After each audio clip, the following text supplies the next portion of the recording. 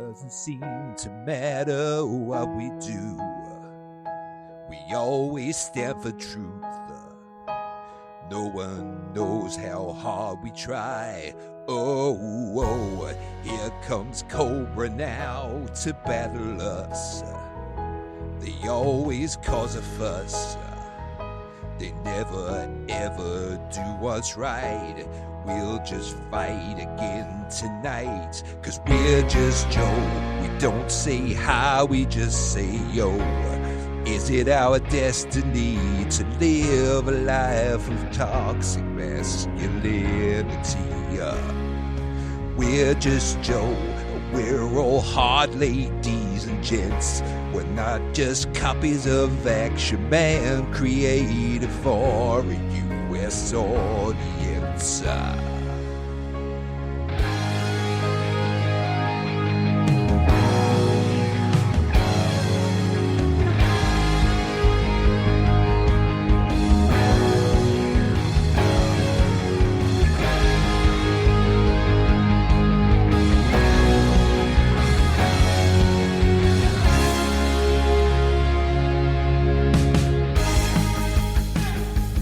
I wanna soar way up above, reaching out to touch the sun. Is it a crime? Am I not hot, shooting a machine gun? And is the enemy on the run, or am I dreaming? I'm no dreamer.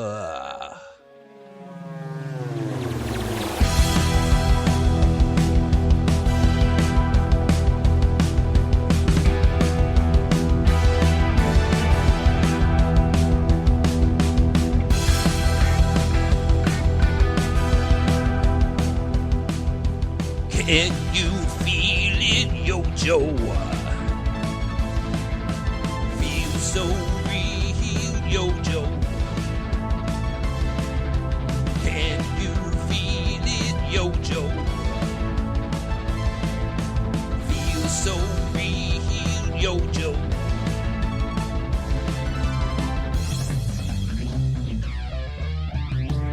We're just Joe. We don't say hi, we just say yo.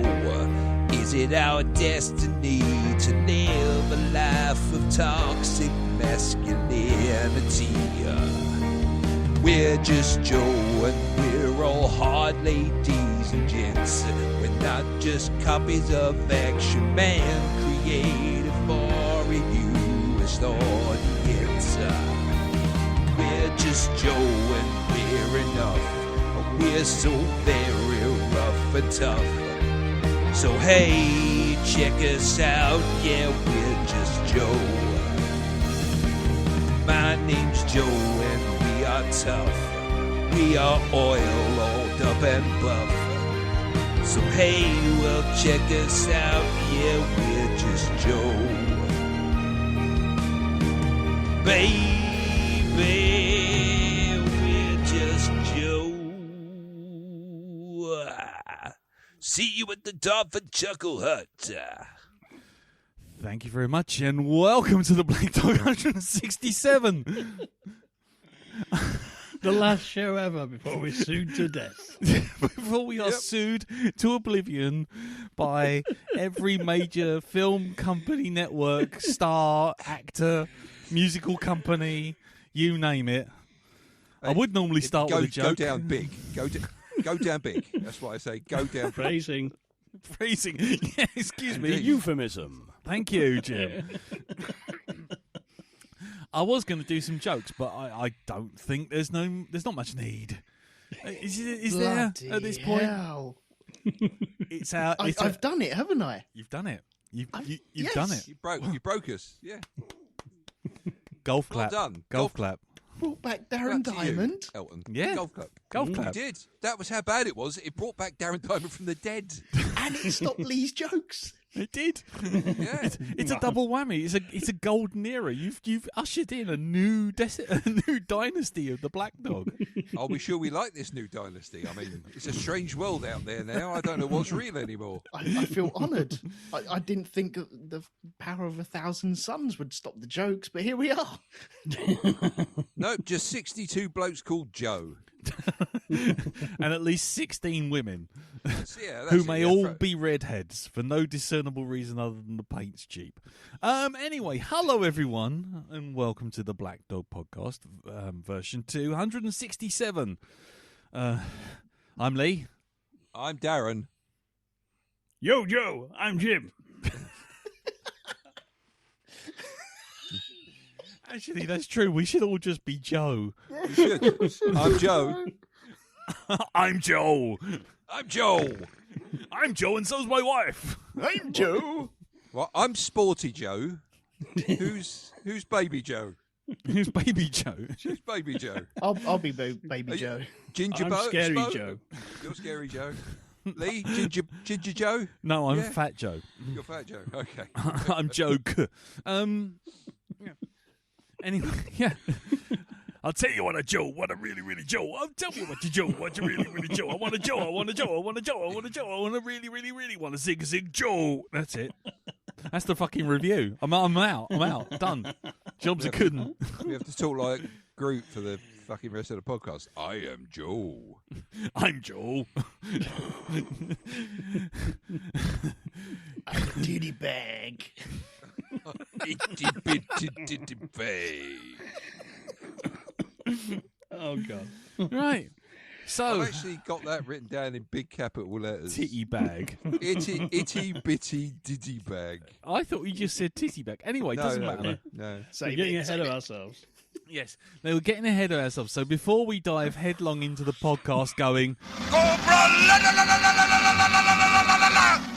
then what we're going to do is we're going to see how everyone's week's been, have some feedback, perhaps even for this for this particular episode, and then and then we'll get on to review. What's the movie, Elton?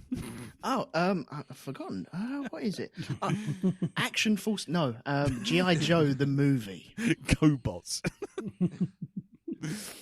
Fucking GoBots. I wish. No.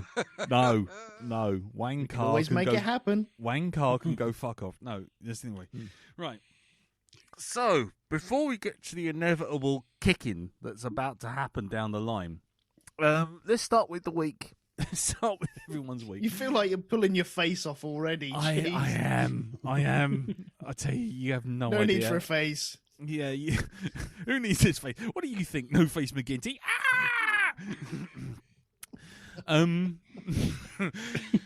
It's been a week. I tell you, it's been a week. Anyway, so let's start with how everyone's week's been. And Jim, we'll start with you, sir. How's it been? It's been fairly quiet. Just Mm-hmm. as Teresa's away, it's just been me and the dog, and I've been enjoying some downtime, which has involved me doing nothing constructive whatsoever, which has been a case for a change. I just have the Xbox all to myself. I've Nice. eaten too much junk food, Mm-hmm. and it's going well so far. Nice. Although when you're on your own, though, it's kind of, I've got to that stage now where, because I don't have anyone to annoy with my rubbish in my head, it's just going round in my head, and so it's kind of like the other day we were out with Tallulah walking, and an ambulance went by, and it said emergency ambulance, and I thought, does that mean they're casual ambulances? You make oh my God. crushed velvet insides, and yeah, dude, we'll get to the hospital first because it's really cool, like pop-up shop that's doing like tie-dye sale. I don't know. Emergency audiences, laid back ambulances. You know. Get there when we get there, man. Yeah. And Afternoon the other- ambulance. Yeah. And the other thing, why do they write ambulance backwards on the front? I mean, honestly, look in your rearview mirror, there's a big white van with red crosses, sirens going, flashing lights, and you go, what the fuck's neck malugma? I'm not moving for that cunt.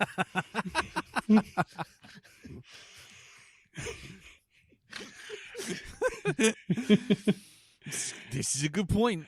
It is, isn't it? This is what happens when you leave me alone to my own devices. My brain starts going in strange directions. I've got another 2 weeks to go, so next week I might be gibbering. I might be gibbering by the end of this podcast. Yeah, I was going to say you're going to be sitting there with a sort of bandolier around your head, going, "I only kill what I eat." And using the same teaspoon for 7 days on the trot. Yeah, for cereal, for chocolate spread, for peanut butter. I'm going to pour the milk into the box and save washing the bowl. What could go wrong? These pants have still got another 4 days wear on them. If I turn them inside out and upside down, hell, there's only Provided one I can leg. catch them first. Moving around on their own. Yeah. Oh dear. Right. So I'll just put down Jim loneliness psychotherapy for the notes. Cool. I mean, it's classic.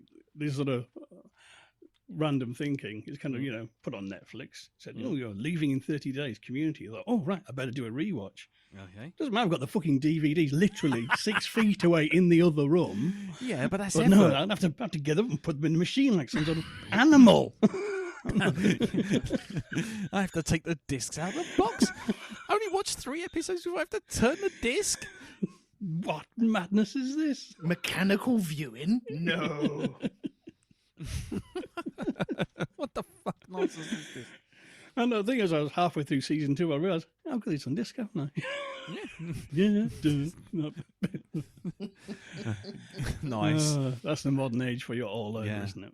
Yeah, but then then you watch it on Netflix and go, "Where's that one when Chan's got the is the dark elf?" And the they cut D&D it one's out. missing. Yeah, Yes, they've cut it out, bastards, because it's got blackface. No, it hasn't. He's a drow. They even make a joke about it. Oh, Nuance. We knew you well.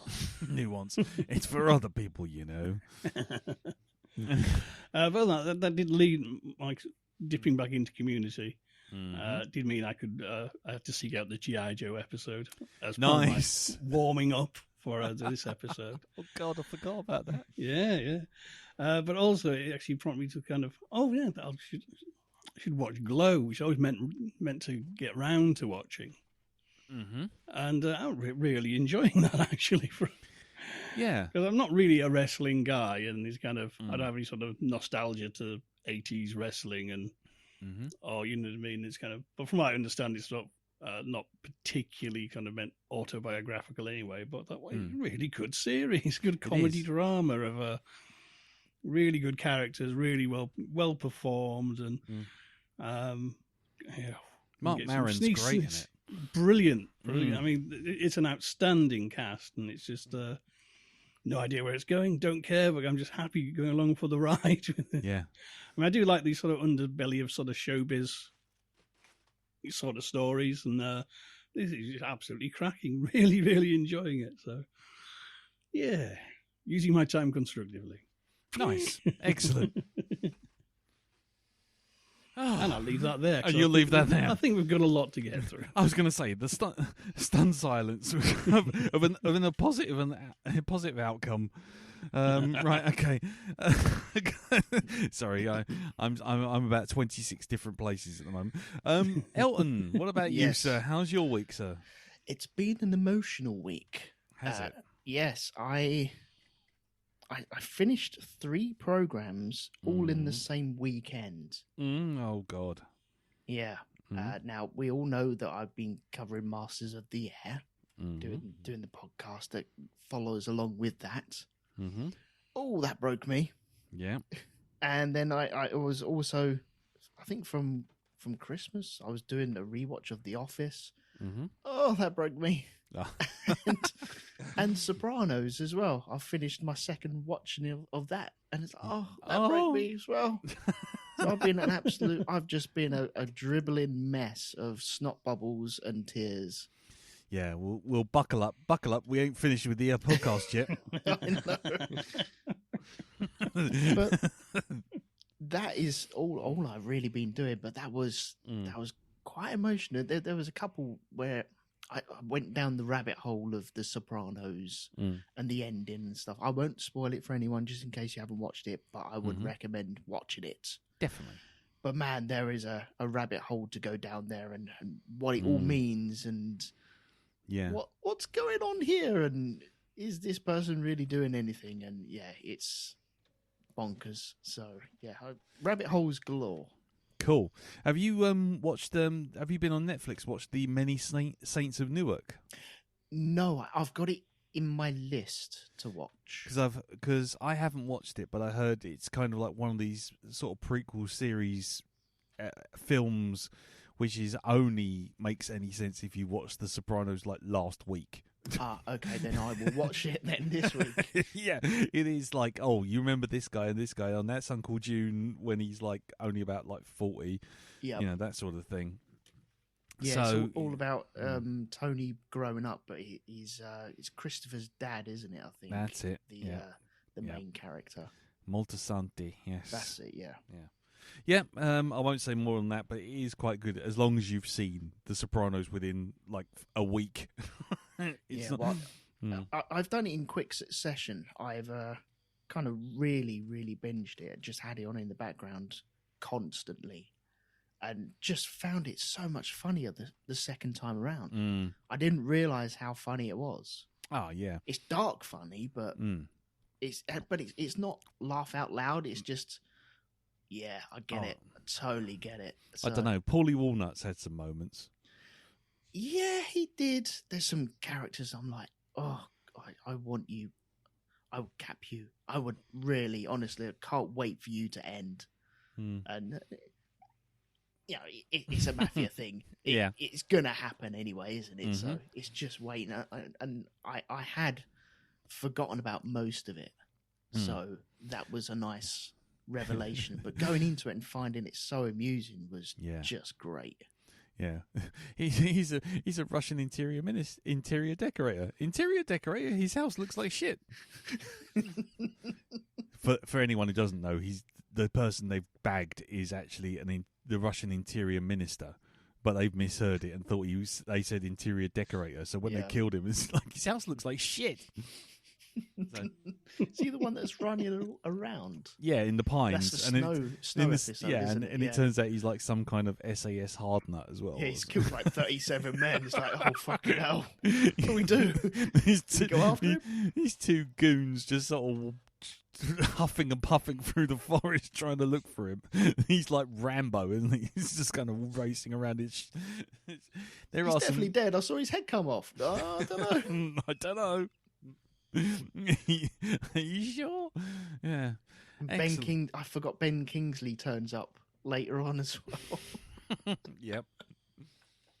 But no, it's been fun. It's been emotional. The problem with watching these things is, I don't know if you guys have it, but when you are doing do you accidentally fall into rewatches, or do you sit down and go, right, I'm doing this?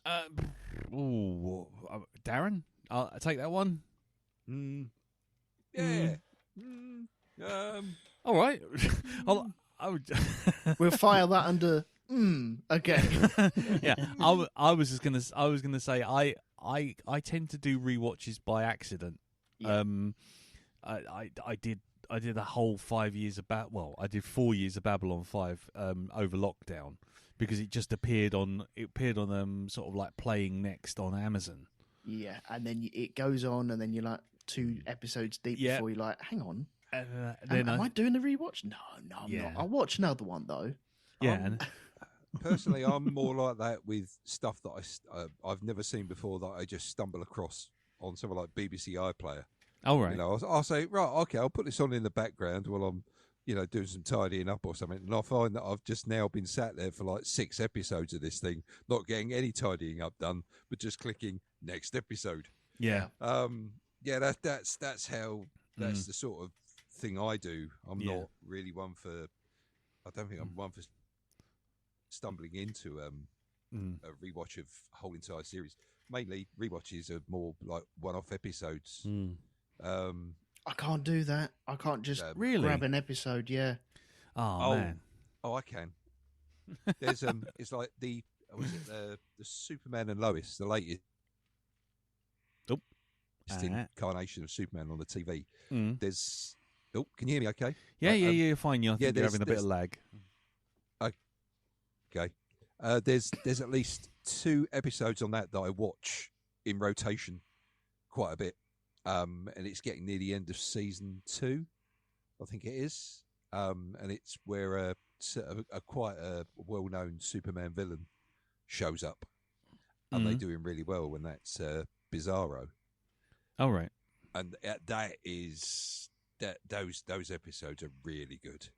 Yeah. With him in it there, where you get to see a bit of backstory to Bizarro and what it's like on his world. And they go the full thing with like Bizarro's Earth is square rather than round. There's conspiracy theory nuts all over the world going, see? Because if you know anything about Bizarro, just in case anybody who does know, he's the complete opposite of Superman. So whereas Superman's quite intelligent, he's quite stupid. And he's got like heat breath and cold vision and stuff like that. So, yeah. But the way they do him in this one, he's quite lethal.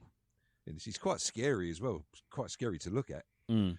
But yeah, that's me. I do that more thing. I'll just take 1 or 2 episodes of a show and, you know, just play my favourite ones. Oh, right. Cool.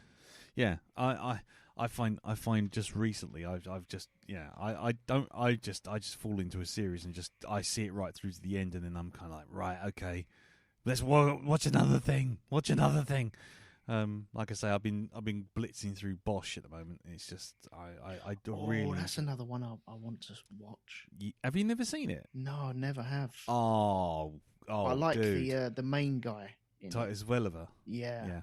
Seriously, give that a go on Amazon. It's like fucking 20 odd series of it now. There's like 10. There's like 5 or 6 seasons of the main thing, and then there's one called Bosch Legacy, which I won't spoil for you, but it's him, but it's kind of like in a different era of his career.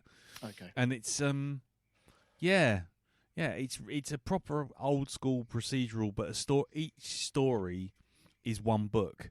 But then what they do is they kind of seed bits of another book in throughout through the previous season. So like some little seeds will start to happen, and then the next book will happen in the next season. But you've had drops of it in the season before, if you catch my drift. Yep. So yeah, it's kind of rolling on, and there's certain plots that I'm kind of like, where is this going? And then all of a sudden you get to like another season, and you're like, oh, this was leaving. I see, kind of thing. It's good. It's really good, and he's really good in it as well. Okay, So, I might try that then. definitely take a look at that. The first season's more sort of straightforward police procedural kind of thing, but if you can get through the first season and everything starts to sort of stack up, then yeah, it's really good. Okay, cool. Yeah. Anything else, sir? No, that's it, mate. Oh, right, cool. We've seen everything seems to have just kind of gone back to sort of regular energy. I feel like Joe's kind of left the building for a little bit. I think we're taking a breather before the run up, aren't we? We're just doing our stretches. Yeah, just limbering up. So Hang on, Run Up. Wasn't he one of Sergeant Slaughter's renegades? Run up, or was it run down, or was it which racially motivated epithet was that one? Redskin, or was it? No, anyway, don't matter. So Darren, over to you, mate. What's your week been like? Well, not very busy. There's only a couple of things of note to talk about. I'll get through the first one though, which is I watched Code 8 Part 2. Oh yeah, which was on Netflix, which was it was okay. It was Yeah. all right. You know, it wasn't terrible by any means, but still sort of. Okay. That kind of thing. Anyway, but something that was much better than that, something that I read last week, was a new graphic novel that I picked up, which is Supergirl, Woman of Tomorrow. Mm-hmm. Absolutely superb. The story is about a young girl who's an alien on a far distant planet, whose father gets killed by this bloke called the King's Agent. Mm. And she goes off on a quest for revenge to try and get this bloke back. She's only like about 10 or 11, this girl. And she goes off looking for a mercenary to try and help her take down this villain. And while she's out searching, she comes across a very drunk Supergirl who's out celebrating her 21st birthday on a planet that's just outside the yellow sun zone, so that she's depowered. And she's done this deliberately, right? And these two go off after a little bit of cajoling, a little bit of convincing. Supergirl goes, all right, fine, I'll do the job. Let's go get this bloke. Yeah. Right? Now, the girl is convinced. She's like, I want this bloke dead. I don't want him taken alive. I want you to kill him. Right. That's it. And Supergirl's like, well, let's discuss this on the way, but let's go and find him. And it is so reminiscent of True Grit, this story. It's unbelievable. Yeah. It's really, really good. The character, the young girl, is beautifully written. The way she responds to people, her delivery of lines, fantastic. Really, really good script. And Supergirl as well, pretty decent as well in this. Yeah, I think it's quite a popular story, this one. There's a lot It's of the people one that that's really going to be like the it. movie. Indeed, it is. This is the one that's being adapted into the film. I mean, I'm both, it's like great. I'm also a little bit wary of it as well. Yeah. Because, I mean, we've not seen anything from James Gunn just yet when it comes to the DC stuff that he's going to be doing. So, as much as I've enjoyed his stuff on things like Guardians of the Galaxy, it's going to be interesting to see how he handles this one. Yeah. It really is. Well, But, if it's outer space kind of based and a bit out there and wild and crazy, then I imagine that's his kind of wheelhouse, isn't it? It is, and it's quite fun to see how Supergirl deals with people, even though she hasn't got a full set of powers. But yeah, she's not in a particularly good state mentally either. When the girl finds her, there's a lot of flashbacks to.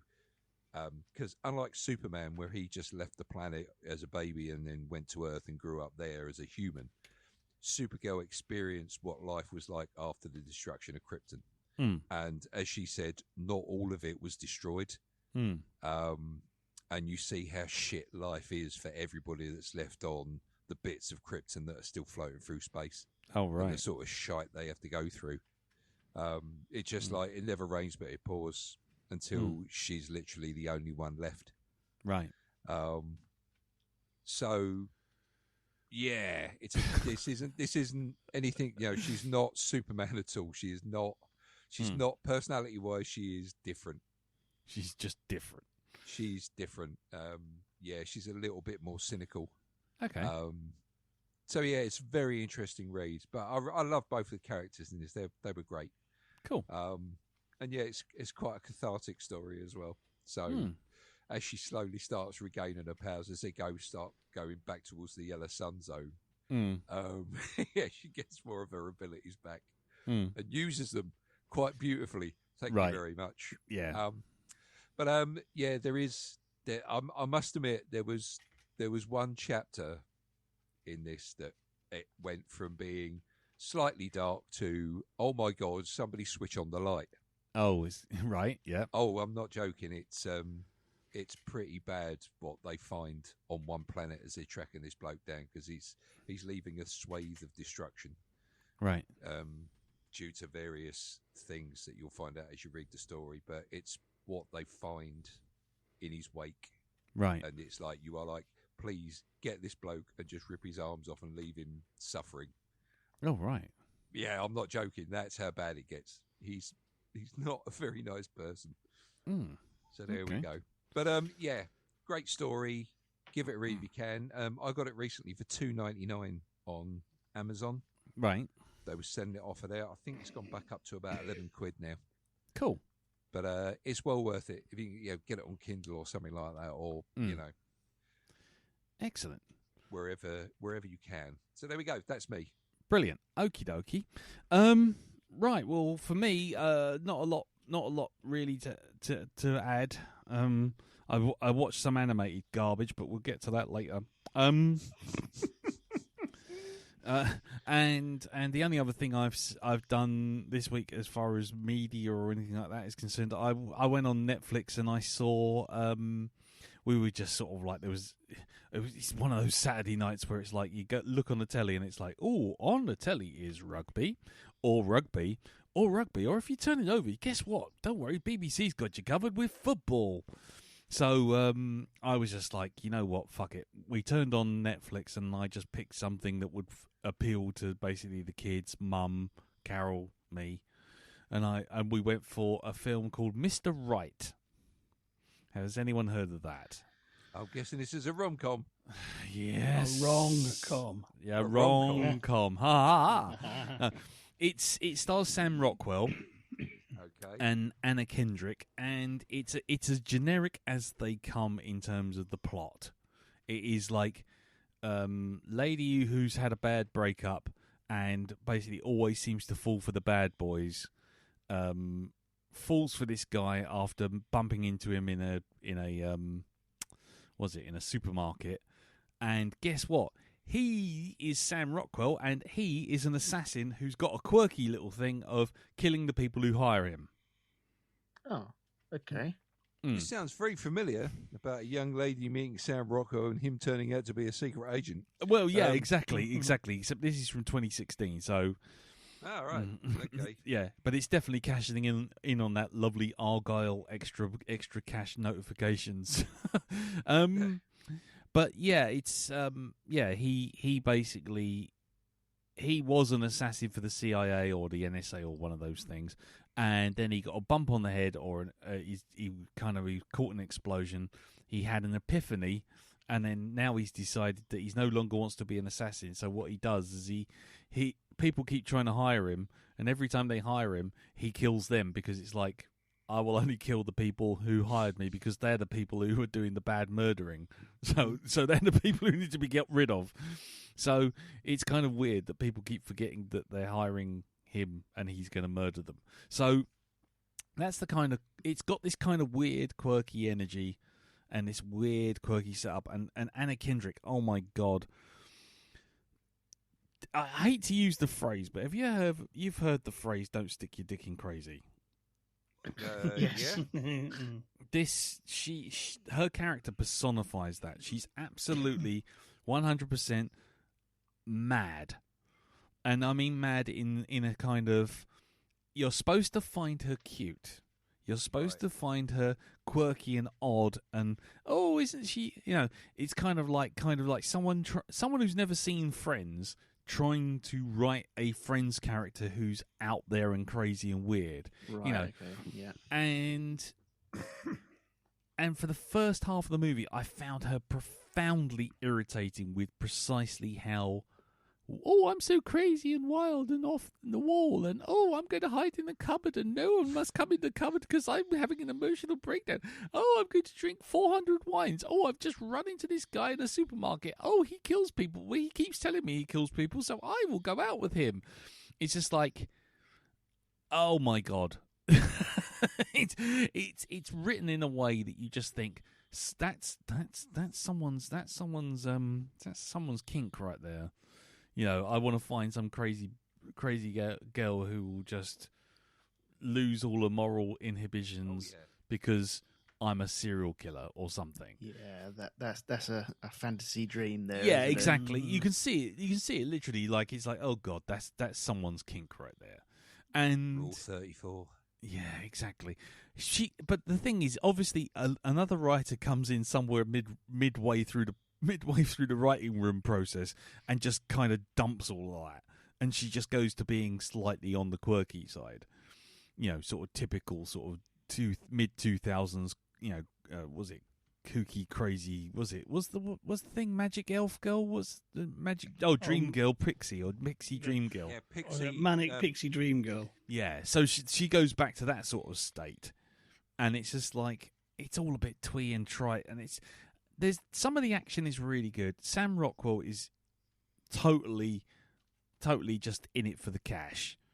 because he finds reasons to just do mad stuff like wearing a clown nose or dancing for 5 minutes while walking around a car park, or it's just the Sam Rockwell show, and then Anna Kendrick's just being told play Manic. No, more Manic. No, actually, I tell you what, take 6 of these Red Bulls, have a drink, now play Manic. Oh right, there you go. And it's just a little much. But by the end of it, it's kind of warmed. You've warmed to it because you kind of got into the groove with it. But yeah, it's not great, but it's not bad. It's just kind of comes and goes. And after about 20 minutes, you kind of like, okay, well, it's better than watching football, I guess. And then is it ultimately forgettable though? Yes. I couldn't tell you one thing that happened in it apart from him wearing the clown nose, and a dancing fight scene in a car park. Right.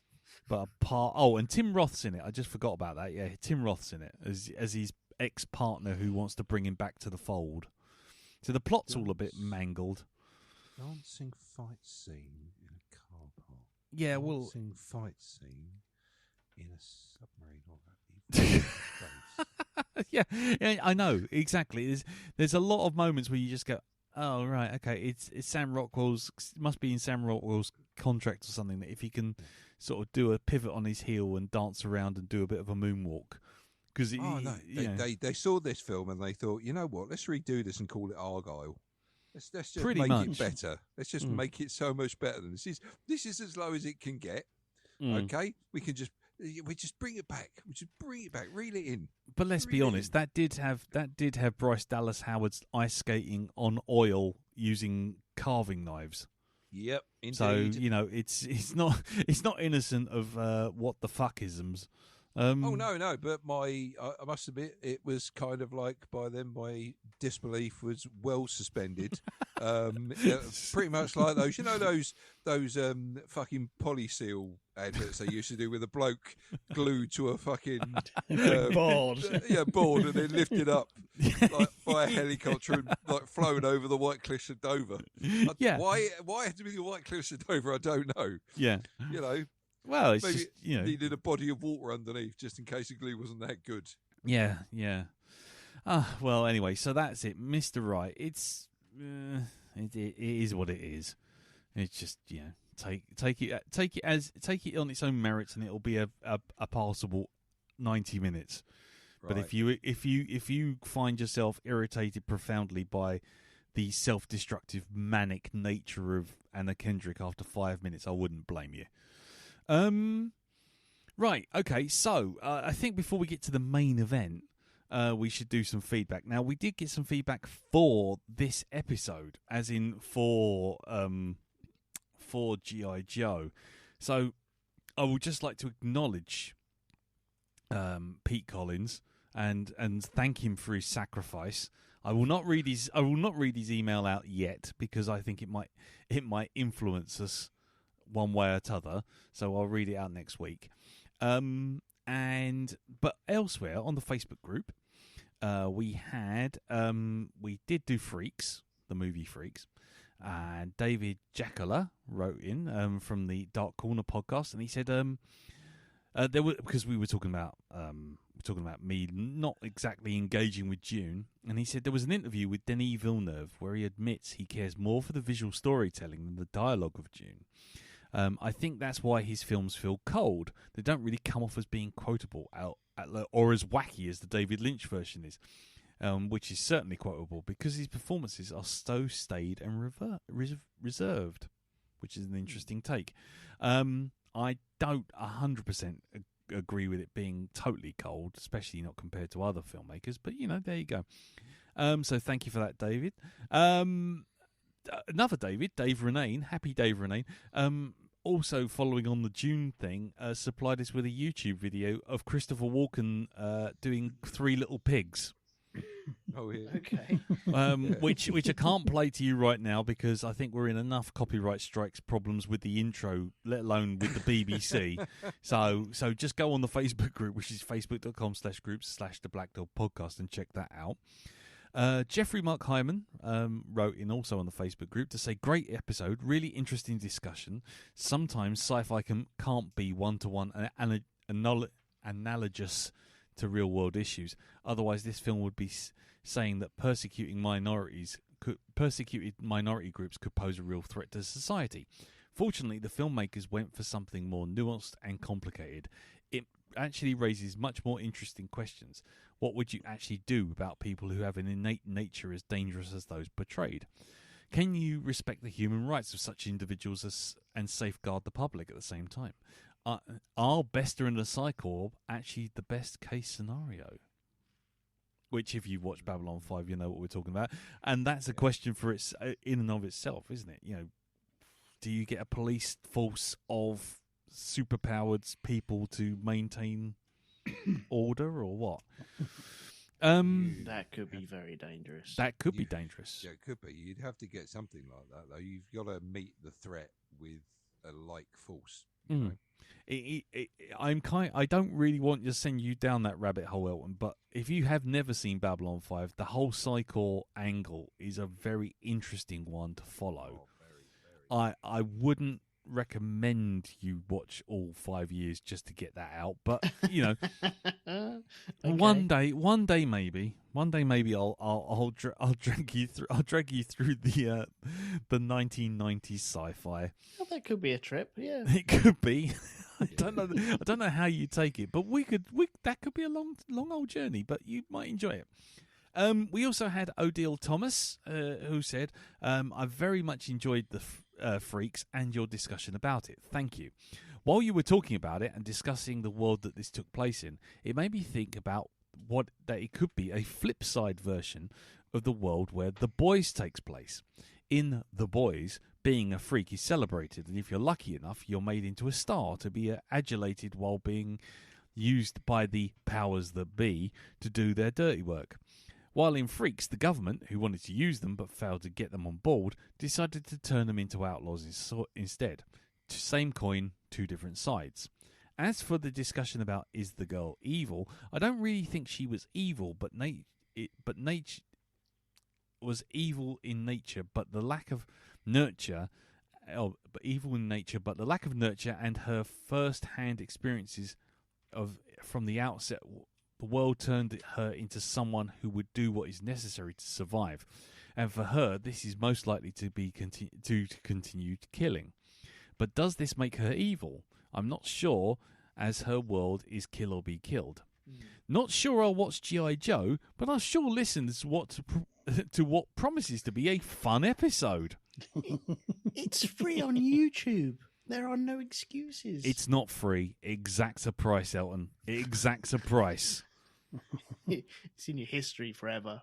Yes, it is. And you know what? I got 2 episodes come up on my fucking YouTube history almost instantly. I did not watch them. And finally... You're not halfway through a massive binge, are you? Oh, yeah, exactly. I know all the Joes, and I can name them backwards. Anyway, and Ian Spaceship Stead said, spaceship content approved, above space above and beyond, getting chiggy with it. In a reference to Darren finding all the Space Above and Beyond episodes on YouTube. Yeah. So, there you go. So, na, getting chiggy with it. And that's that. As ever, if you'd like to send any feedback in or any comments about the episodes, like I say, Pete Collins, you sent one in, but it's about this film, so we'll read it out next week. Either send in an email to feedback@blackdogpodcast.com, or you can get on the Facebook group, which is facebook.com/groups/the-black-dog-podcast, and stick your comments underneath the episode that is pinned to the top. Right. Are we ready? Oh, yeah. Please prepare yourself for... as we go headfirst into G.I. Joe. Yo, Joe, roll the jingle.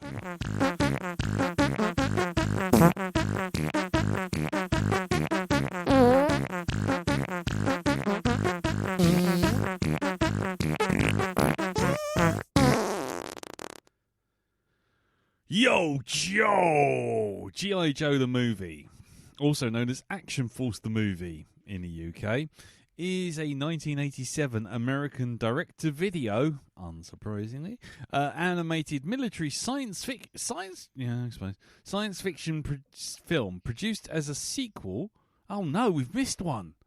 What? To the 1983 animated series G.I. Joe, A Real American Hero.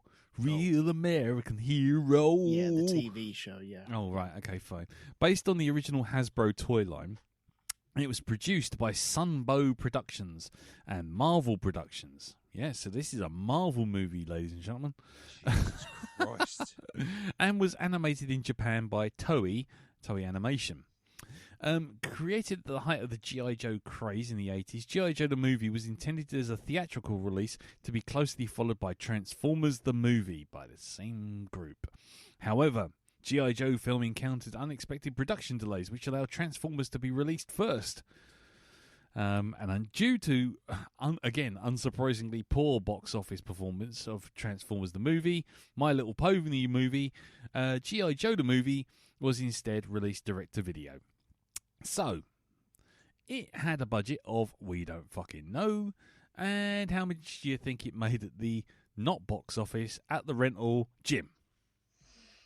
2 million titty bags. Titty bags. Okay. Cool. And Elton? 500 was a man. I was a man. Man. Hey, this is your faceplate. This is what you Was that my man, just as I was once a man. I've seen this a few times. Maybe we can sneak into this underground lair using the water. Anyway, Darren, what did you think it made in the box office? I think it made 14 atrociously bad Cockney accents, all said very loudly. Oh, blimey, governor, what have we got here? Everybody shout. I didn't know it was you. Fuck's sake. Well, actually, we have no idea what it made. So it made 7,000 planet-borne spores that apparently burn up in the atmosphere because they have velocity or something. I don't know. They lost a bet. Yeah, actually, it made 47.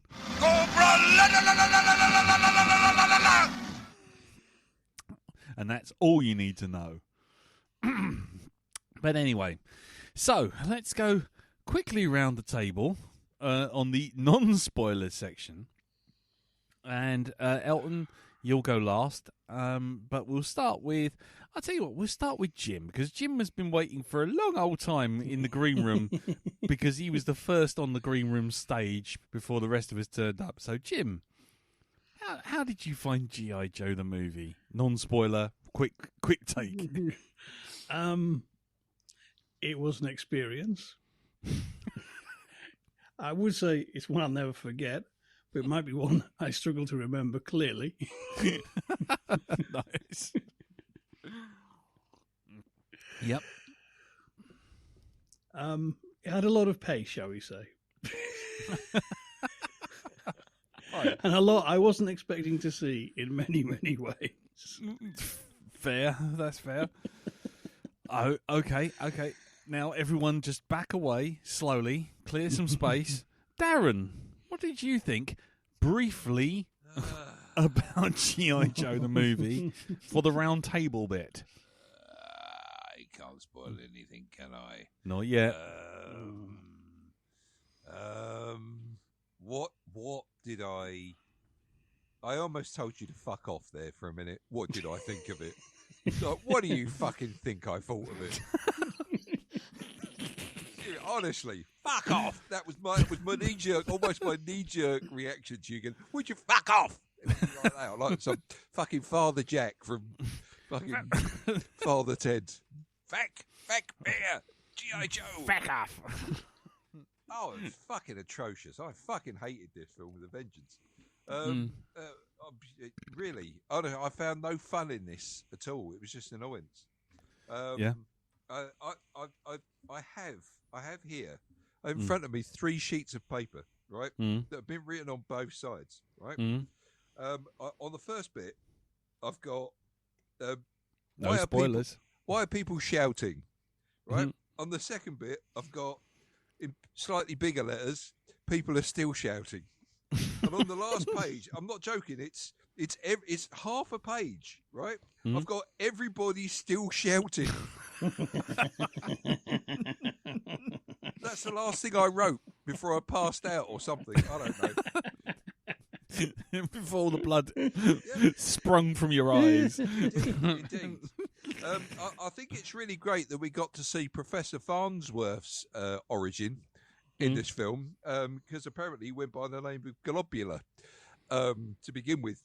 But I expect him to go, "Good news, people." Good news, everybody. We've no. all been turned into giant snakes. I don't want to live on this planet anymore. If anybody wants me, I'll be in the angry forest.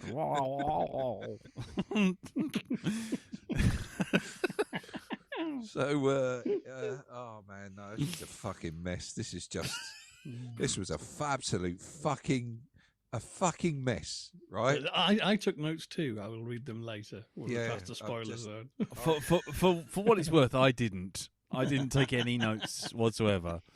Well, let's see, right? On my notes at the beginning, I wrote teabag. No. Spoilers. That's spoilers. Is it? Spoilers. Okay, we'll come to Spoilers. that. I put lots of shouting, screechy vocals, passing the buck.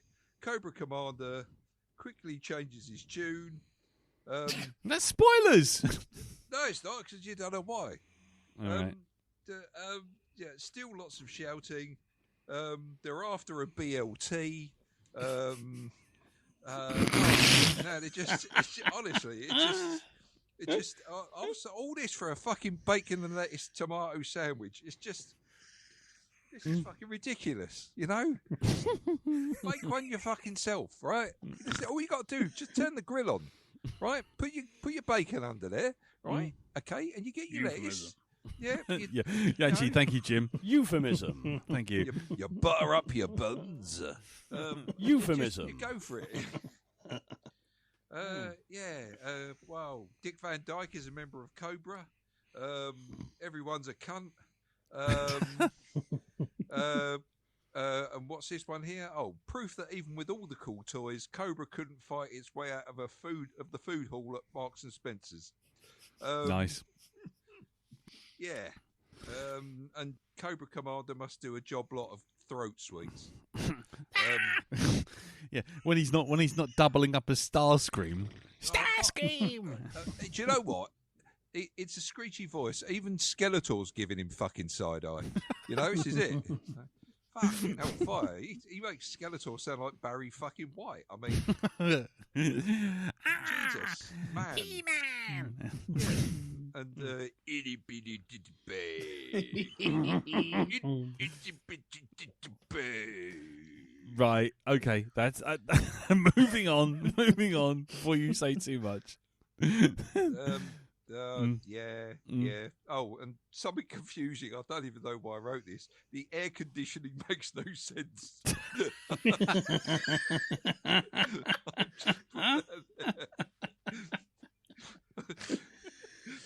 When you hear my notes, yours are coherent in comparison. The bombs is dropping. The bombs is dropping. I'm Carmen Miranda, you know.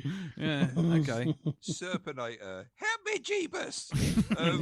Oh, Jesus, help me. Right. Okay. That's not a spoiler. No. Okay, that's enough. That's enough. I can see where you're going. I know you're just edging every time. It's just the tip. I know. Mental. It's a bag of fucking. It's more crazy than a bag of. I don't know. A bag of crazy. Yeah. And Okay. That's also full of cunt. It's just. Oh man. Well, if we weren't going to get sued by the Barbie people, now we will. Oh man. Right. Okay. So. Right. Well, my choice. My thoughts were. just no. Just no. Just no. It's camper than a fucking. It's camping in a bunch of scout huts. It's dumb as fucking bricks. Not a single bit of it makes sense. Everyone has to shout Yojo. Why is everyone glistening? It's just absolute nonsense. And the fucking names, Cobra La, and then fucking Serpentor, and I'm Serpentor. You've got to make sure you get the extended Tor. Yeah, and Rizla Command. Rizla Command. Pythonor. Pythona. Don't forget Pythona. Pythona. I've got a fun fact about Cobra La. Mm. Apparently, that was just a placeholder name in the script. So they just penciled that in, and we're going to come up with a cool name later. Mm. And the people at Hasbro said, "No, that's fine. We love that. Yeah. Keep it in." We've all got a range of toys based on that character already. So yeah, I thought it was a battering of the senses, and not in a good way. And frankly, I sat there with Katie, who had just come back from university for a week, and we sat She there went straight back. She did. She pretty much just said, "I'm out." So you've broke up an entire home, Elton. You've destroyed a family unit using this piece of shit movie. Well, it's nice to know that your money going into her college courses has actually paid off, and she's gained common sense from being at college. She's it. Well, yeah. I mean, any other time she might have sat here and watched it with me with irony. But no. Apparently not. She wasn't best pleased. Fucking both of you completely kind of like what is catatonic this? on a Sunday morning, going, "What Exactly. the fuck am I watching?" Like people in a fucking opium den during the Victorian era. That's what it is. It's like just like laying around like Just loose. That was how I watched it last night, to be honest. Yeah, all loose, just lying on velvet cushions, just staring into the sky while things go la la la la la la la. At me. Fucking hell, fire. Anyway, Elton, what do you think of it? Well, I'm very happy to see that this has spawned not one but two headers on the Facebook group. Mm-hmm. It has also spawned a poll on the group, which we haven't seen for a long, long time. Yeah. It has spawned an intro, which we haven't seen for a while. Mm-hmm. And many, many other things. Mm. Thomas McCambley did say, "Wow, I didn't think it'd actually do it, but here it is." Now the key: if we'd got down to the last 10 episodes of doing this podcast, you'd expect it to be in there, wouldn't you?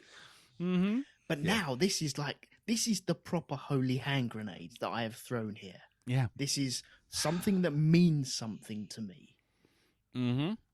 and I the last time I watched it, I didn't enjoy it because there was no reason to watch it, and I've seen it so many times. Shut up. I'll let you have your say. Let me have my say. But this time there was a reason to watch it, and I can't take them glasses off. I flipping love it. I absolutely love it. I prefer it over the Transformers thing by a mile. An absolute mile. Elton. Have you ever seen a film called The Man Who Fell to Earth? Right. Is that the what's his name? David Bowie one. David Bowie one, where he has his eye contact lenses. Yeah, I think that's what's happened to you. It's not so much rose tinted specs; it's like rose tinted fucking contact lenses that have been applied to your eyes with super glue. Yep. Obviously. Rose tinted Stockholm syndrome. Kind of, yeah. But you know what? Mm. I don't fucking care. I fucking love it. Well, I think it's so crazy. It is all the candy floss you've ever eaten in your whole life, all rolled into one. Past the weight, some men just want to watch the world burn. But it gets crazier and crazier, and the mutants. I thought you guys might appreciate the mutants and stuff, but what you mean the Mothmen in wellies? I don't know what that is. They were just Mothmen in wellies. No. It just looked like someone drew a moth and then stuck some arms on it and then stuck them in wellies. Mothmen in wellies. Attack him with the Mothman in wellies. I don't know what that is. It doesn't have to be anything else. It's What not a sort of reference. moth, then? It's just literally a person has drawn a pink moth, stuck some fucking arms on it, and then put some Oh, wellies what? on its feet. What, Nemesis Enforcer? No. No, the silly pink fuzzy wuzzies that kept coming out of the ground. No, I'm talking about, well, later on, where it just gets, I think we're into spoiler territory. Yeah, I here, think we're so, into yeah. spoiler territory. yeah, it gets Okay. madder and madder. Okay, well, before we get into spoiler territory, let me just spring one last thing on you. Now, basically, I sort of had the foresight. Some may say I have a power. I had the foresight to know that Elton might well be on his fucking own on this one. I don't know why. I don't know what it is. Call it psychic abilities, whatever you like to call it. So, as some of you may know, back in the day, I worked in media with the capital fingers, going media, and so I pulled a few strings, and I tried to get someone genuinely famous to come in on Elton's side, someone who, for the right amount of cash and a little bit of information, and maybe sort of like a nudge, would actually come and sort of just give Elton a bit of a sort of helpful hand, a bit of a boost. So here you go. So I'd reached out, and with a bit of contact, a bit of help, I got a recording back, and so non-spoilers. We'll end the non-spoiler section with feedback from the one and only Morgan Freeman.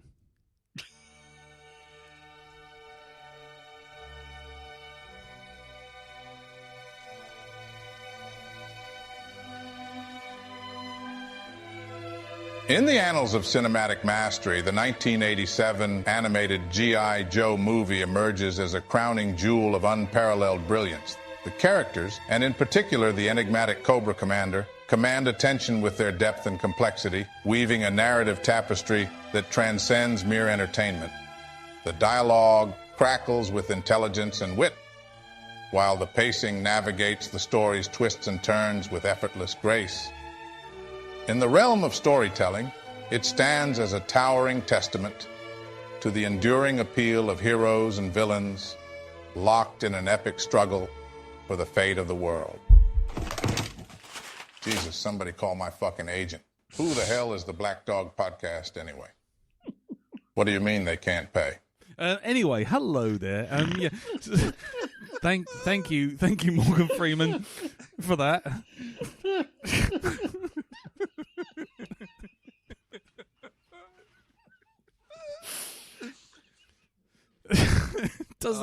Man, that was the best. What you mean they can't pay? Does that help you any, Elton? I feel vindicated. Thank you, Morgan. You all right over there, Jim?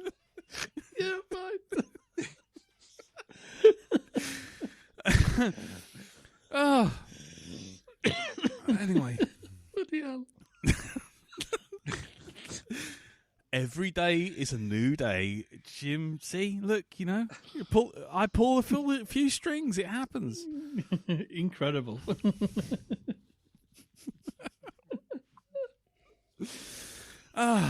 Anyway. So, with that ringing endorsement from Hollywood in areas, it's time to go over to the spoiler zone. Morgan obviously couldn't be here, so we're just you're just gonna have to fight the corner there, Elton. I'm afraid. That's fine. But know that he's with you. Yes. He's right there with you. Anyway, let's roll the spoiler zone. Shut up, Wesley. Anyway, so spoiler zone. If you haven't seen G.I. Joe, may God go with you. Don't go and watch it. Just listen to this old bollocks. If you want to, just pause it and go and watch it. It's 90 minutes of your life, but if you watch it on YouTube, it's an hour and 90 minutes of your life because of all the fucking ads splattered throughout the fucking thing. Or if you have the VHS or the DVD like I do, then you can just put that on. Then you can find help at Samaritans.org. Okay. Let's just cut to the chase. Did anyone? But sorry, I can't believe we're actually doing it.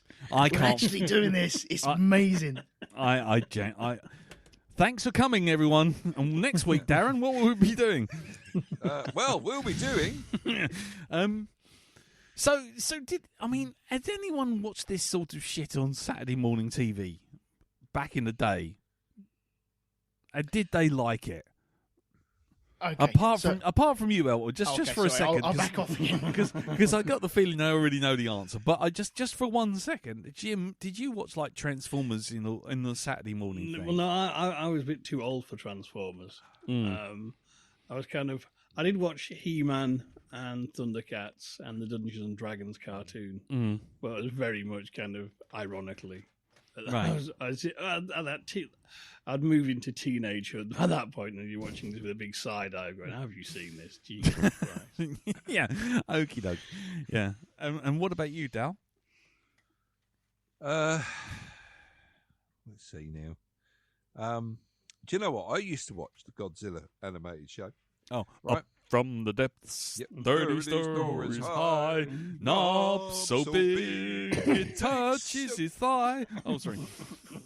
Godzilla and that little shit Godzuki. In fact, I found both Scrappy Doo and Godzuki far less annoying than than this. Really? Ooh. Them's fighting words. Honestly, this was just knob, right?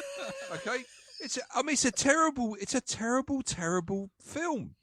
Okay, first of all, it performs a sexual act at the opening of this, right?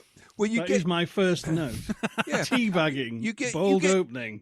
You get teabagged, right, by a fucking cobra soldier, right? Cobra Commander, no less. Is it Cobra Commander? All right, Yeah. you get teabagged by Cobra Commander. Cobra. Teabag. That's what we're going to call him, teabag. Right? I'm not sure what it means, the anachronism, but it's teabag. Teabag. Teabag! My scrotum, it falls on your face. Ah, run away! Tactical battle action. Scrotum. Bag. Yeah. So, So there's a sex offence to be done at the beginning there, right? You get Cobra Commander's pink pancakes shoved in your mush. Weirdly enough, that opening was meant to be the actual finale of the film. What, you get a teabag in at the end? It was meant to be the finale. What? I don't know why it changed, but Wow. yeah. Fucks your eyeballs and then it teabags you.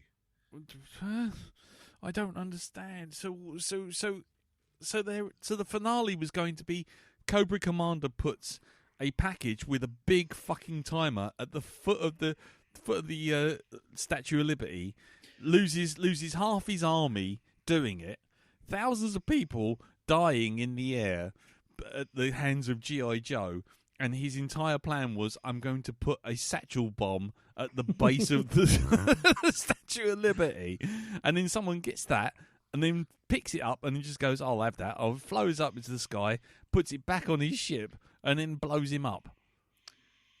That's about the length and breadth of it. Well, I for one am glad that they used it as the intro instead. Why? Because the masterwork of the finale in this was so much better. My ankles! Grab my ankles.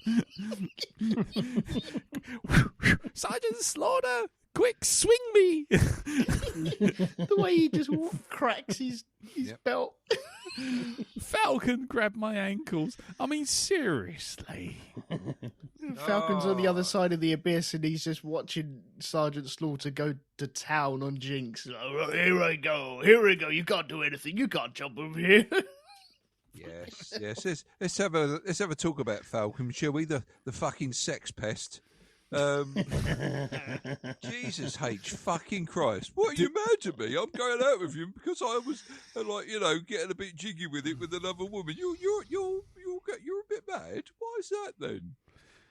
Sexual harassment. Do I just get the feeling that maybe I shouldn't be asking questions and trying to drive a conversation? We just dogpile on the fucking lot. Let's just do it, Well, right? Jim, Can I read my notes? yes, go, Jim. And then we go to Elton for an explanation. Oh yeah, actually, that's a good plan. Yeah, everyone has a note, and Elton must answer that note. Okay, yeah, let's do that. You stand trial. Okay, I started with teabagging, bold opening. Mm. Serpento, is he the Bernie Clifton of Snake People? Are these the evil village people? Yep. Oh, look, a snake swastika. No. Now a farting octopus attack. Yes. Evil snaky tank girl. Cobra Commander, does he have an oil leak in his helmet? That's a bloody good question. What was going on with that? I'll tell you what. It's Who just that a was. That's... badly drawn reflection. That's all it is. No. That was Mayor Giuliani from the thing. That That was him. press conference. He melted. He is Cobra Commander. Yeah. Similar voice. Mm. What accent was that ginger hooligan attempting? Oh God. Attack of the Mothmen. Mm-hmm. Is Meatloaf in Kiss now? Rim shot and literally a bell end for this beachhead exercise. Yes. Oh look, driving Miss Jailbait. Fairly sure Gung Ho was in that Frankie Goes to Hollywood relax video. Was there a toy of the flying larvae? Globulus. This was the wrong week to quit magic mushrooms. Dear Lord, the accents are more all over the place than the costumes. Did he really say, in a titty bag? In a titty Does bag. that dog have hands? A knuckle moustache? We have worm sign, sir. Globulus. What you get when you order Hugo Drax from Temu, brackets, Snake Edition. This really was the wrong week to quit magic mushrooms. I'll keep this party going. Quick, send in magnitude. Pop, pop. Pop, pop. Clam on a stick. Clam on a stick. I think my brain has melted.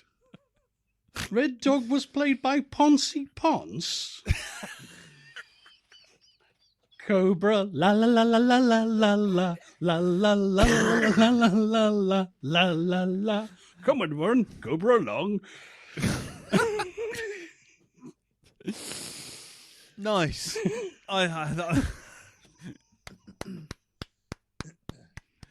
Oh, right. Well done there, Jim. Thank you. So what do you say to those first set of charges there, Elton? Yeah. Explain. Discuss. Discuss. What can I say? Jeez. You know, Okay, you're hit- Serpentor. Let's start off with Serpentor. Right. He was created by Dr. Mindbender in, I think, like Talk about nominative second- determinism. Yeah. Now, he In was like the this- chap with the big moustache and the monocle, That's who it. I also thought was in a Frankie Goes to Hollywood relax video, Yes. brackets, the band one, Oh Yeah. where they jizz on a tiger. But they went around. I think they explained it in the movie Just on very the tiger. briefly that they went around all the dead warriors of the world, like Yeah, Genghis they got all the Khan. DNA, didn't they, of Genghis Yeah. Khan, Attila the Hun, But they tried to Rupert get the Bear. they tried to get one. Teddy Ruxpin. They tried to get one, and I think it was deleted or blown up or something like that, and so they nicked Sergeant Slaughter's DNA and so that he's part of Serpentor. So it would have made more sense Serpentor and Sergeant Slaughter having a fight than Did him they- and did- the Bat. Did they collect his DNA and then itty bitty ditty bag?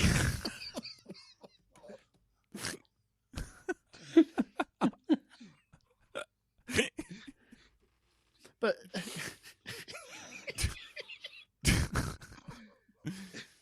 Yeah. oh my god. But yeah, I'm not all that keen on Serpentor. He really does jar me. I know you're gonna okay, right, everyone jars me in this, but he's the one that does jar me a little bit. Well, I can see that Cobra Commander. I think I get the impression someone said he's a bit crap, isn't he? He's that screechy voice. He just looks like a janitor with a bucket on his head. We need a bigger bad guy, and I think they went a bit too far. Yeah. Like the twin snakes around his neck that are kind of are they extra heads? I don't know. I am Serpentor, here are my extra heads, Azrael and Kevin.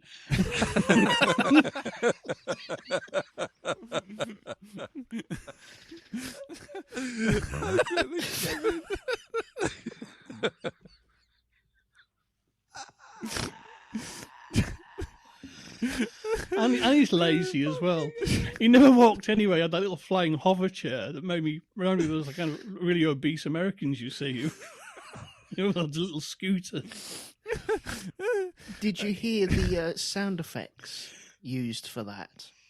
Go on. So you know when they were battling at the BET the very first time in the snow at the very beginning of the thing, and it flies around. They lift the sound of the TIE fighter. Yes, I remember hearing that under the gunfire and the screaming. Yeah, but you also hear they lift it off so badly that you hear Darth Vader breathing during it. It's terrible that they've done that. Oh, I've got to watch that bit again now. Oh God, no. You'll hear him breathe, definitely. So, can I ask you a question, Elton? I mean, Yes. apart from the obvious one of just why, but can I ask, what's the deal with Sergeant Slaughter? I mean, really, what is his deal? Because he was a real wrestler. Is he? He managed, Yeah. he was a real wrestler He's who a crossed member of over. WWF. Yeah. Yeah, he's still around. Mm. Is he? What is he not in Alaska, sort of training Joes? No. Not that we know of. Very hush hush. Okay, here's my question. Here's my question. I don't think it was a real sergeant. I don't think he ever made it. Bloody hell. You tell me Dr. Feelgood never went to medical college next. I bet you go visit around his house to make an accusation like that, and you see in his passageway he's actually got loads of medical certificates. He is an actual proper fully qualified doctor. Dr. Feelgood. Dr. Feelgood. There's one for dentistry there. There's like Sergeant Slaughter only made it up to corporal. Yeah. Sergeant Slaughter just sort of like qualified as an ensign. What I was going to say was, if Cobra, right? If Cobra has all of this amazing technology, right? Yeah. Why do they need the BET, given that the BET is nothing more than some kind of laser? Just a microwave, really, isn't it? It's a microwave. So they've got the ability to use organic technology to launch spores into space using literally organic technology to fire it up there, and they can't make a mirror and a torch No, on Elton, a tank tread. Elton, I'd like you to listen very carefully. Okay, so now just remember, you've got the Joker you can play at this point. At any point in this proceedings, you can play the Joker, okay? And you can play the "Shut up, that's why" Joker anytime you like. You've still got that in the bag there, okay? You've still got £250, okay? If you want to, you can gamble it all. Well, I came with nothing, Jim. So, yes, I'm in for a penny, in for a pound. Okay, Smashing, you've won the speedboat, Stop it. but I live in a flat in Sheffield. I live on an estate in Manchester. What am I going to do with that? You've won a set of encyclopedias, but I'm blind, Jim. I can't see fuck all.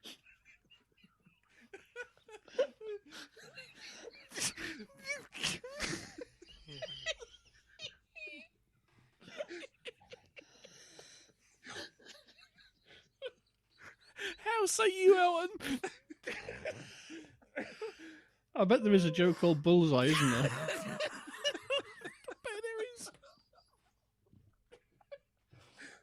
Catchphrase is super special, lovely. Oh. Go on, Elton. Answer the question. Don't wait for the translator. Answer for the. Well, yeah, that is kind of a plot hole. You know, if you have all this tech, and the actual creatures and stuff like that go up into space, what would they do if that wasn't there? Yeah. Yeah. There we go. Can I also ask you about some of these G.I. Joe names? Yeah, go for it. Because there's a few, and I'm a little confused as to. Is it Snow Job? Well, there's Snow Job, obviously, and then there's Bazooka. Yeah. Fairly self-explanatory. Fairly self-explanatory. But then He's monosyllabic, is it? Yeah. Yeah, just says like one or two words. Yep. There's Lady Funbags. It was her as well. Buzzkill, Wingman. But the one I'm Tank Ship. really kind of concerned about was the basketball player. Oh yes, Big Lob. I only knew he was called Big Lob makes his move. I knew he was called Big Lob by looking at the credits, but the sound mixing is so shit. It sounded like he said Big Log, and I was thinking, the goal is inside. Yeah, it's Big Log, and I'm thinking, racist. I mean, why not just call him Mandingo and be done with it? El Coquio. I mean, why an elite American fighting force needs a basketball player? I was under the assumption, because I think it was based off a real basketball player, or they were going to get him to voice it. And I think there was, in cartoons, you had people popping up and doing these sort of cameo things. And I'm sure there was like an NFL one. You also had the Sergeant Slaughter thing coming in, and I think it was just personalities coming in, and then that is your person that does that. So right, I don't know why. Okay, so with the Transformers movie. Okay, because these are kind of connected, and they were the G.I. Joe one was written and completed before the Transformers one. Okay, and the idea in the G.I. Joe one was to reinvent stuff and bring in new toys, and it's there to sell toys. And as we saw with the Transformers one, they wiped out a load of Transformers, brought in all these new ones, and then carried on with the show. And we know, because we've reviewed it, that Optimus Prime dies 3 times, by the way, but dies, because he dies, and then he gets turns grey, and then he moves his head, and it's like 3 times. Yeah. What the hell are you doing? But we know from reviewing that and speaking about it that was a very unpopular thing to do. Right. Because they were like, well, hang on. So we don't get Optimus Prime anymore. And G.I. Joe did it first. They wrote it down first. They wrote it down in pen and everything. So you can't rub that shit out, even with them weird, wacky rubbers. But they wrote it down that Duke would die when he got that snake in his heart. And if you watch the movie, I know you won't, but if you watch the movie again, and because it's, Duke has gone into a coma, and you're like, okay, fine. But he actually died then But because of the poor response from the Transformers movie, they decided to not have him die. But So that's why at the end you have someone saying, "Oh, and by the way, Duke's come out of his coma." yeah, exactly. Can we see him? No. Poochie flew off to his home planet. we didn't draw that, but it was so you had like these new characters with like Big Lob and Tunnel Rat and Chuckles, who doesn't say anything. Jinx, Chuckles, oh god, Chuckles who restarts a helicopter and then immediately crashes the fucking thing. yeah, that's right. But these were supposed to be like a new wave of toys coming through. So that was for the next generation, but I don't think it quite worked. And well, it went I think it works better than the Transformers film, because the Transformers film is kind of, here's all your favourites, and give some goodbye, kids. Here's some new ones you've never met before. Yeah. I think the nature of G.I. Joe is that there were, there's hundreds of the fuckers. You know what I mean? It's like a revolving door of characters. It blends itself. It felt more organic to someone who's not that familiar. But in retrospect, I did wonder, well, when we got cameos from some of the big names, like the Baroness or Destro, they only literally appear once or twice. And I thought, and Snake Eyes, the ones I actually have heard of. I thought, we'd see a lot more of them. It's kind of, nope. Yeah. Yeah. Also, can I ask why G.I. Joes, as an elite fighting force, allow they have like Serpentor or whatever his fucking name is. Yep. The geezer who looks like he fell asleep in his costume and then sort of woke up, and it's like he's supposed to be on the Egyptian ride near Disneyland, but actually, oh fuck, he hasn't gone home. He's had a wild one, and his head's sticking through the neck of the head of the mascot. Superhero version of falling asleep with the contact lenses in, isn't it? Definitely, and so there's hundreds of Joes on this base, and they leave 3 people in the jail with him, and everyone just walks in and gets him. The Cobra just walks in and gets him. Yep, walks in through the front door. Well, Yeah. that's the thing with Falcon, isn't it? He's off sexually harassing Jinx, slapping her on the arse. In the late 80s, you could do that to women, kids. It was brilliant. But now it's a bit of a no-no. Was acceptable in the 80s. Yeah.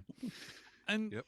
yeah, I just part of my brain was just trying to work out what happened there, because it's like so all the Joes dead, because like only about 4 people walked in. No, some of them were all tied up because they went off and got caught up in the trees, didn't they? Like Snake Eyes and stuff like that. They'd just been for a walk with fucking Falcon. That's what that was. Oh, right. Yeah. And it's just clear something up for me as well. There was a lady with red hair. Yes. Who was wooing or pretending to be wooed by Falcon. Yeah. Yes. I can't remember her name. She's probably got something like Gazongas or something like that. Oh, yeah. Loose morals. Yeah, loose morals, or yeah. That does turn into Zadana. I forget her name. Melissa now. Flange. No, but it's whatever. Zartan's sister. Who's Zartan? The guy with the black makeup round his eyes, and a gem of that size answers all my questions. Oh, right, okay, yeah. So basically, Meatloafing Kiss character. Can I ask why she? Oh, I've just looked her up, and apparently she's part of the Dreadnoughts. Yes, she is. Yeah. Dreadnoughts. Has anyone actually proofread any of these fucking names? Nope. Right. So she basically, she's a well-known Cobra member. Yep. She puts on a blonde wig, goes into the place with power. With magic earrings that record everything. Dude took my camera, but not in my earrings. And then she goes to the. Then she decides that she's going to drop off some information, but to drop off the information, she's got to pull up at a lake and okay. So undress. This scene was meant to be Sexy times. It was meant to be a topless scene. Why? What? Japanese market. I don't know why, but I'll remind you again, Darren. She was part of the Dreadnoughts. Oh, what can you expect from a film where people fucking let a ninja keep his fucking samurai sword in a prison? So, yeah, this scene was when she went in there and took all her stuff off, and she was going to be meeting her brother and passing over the film.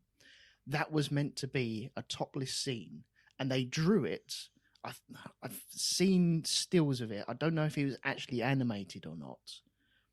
But then they had to paint over because they thought it was a bit too much and a bit too racy for kids to go to the cinema to watch a cartoon and have cartoon jubblies in front of their faces.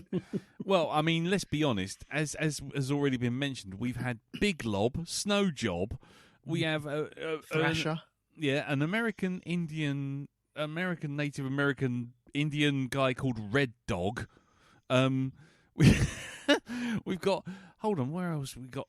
We've got the man and dog team have got Law and Order. Yeah, exactly. We It's got like, come on, you didn't get a dog pun in there. no, not even hard bone or something like that. You know, it's just what on earth? Go on, sorry, Dal, go on.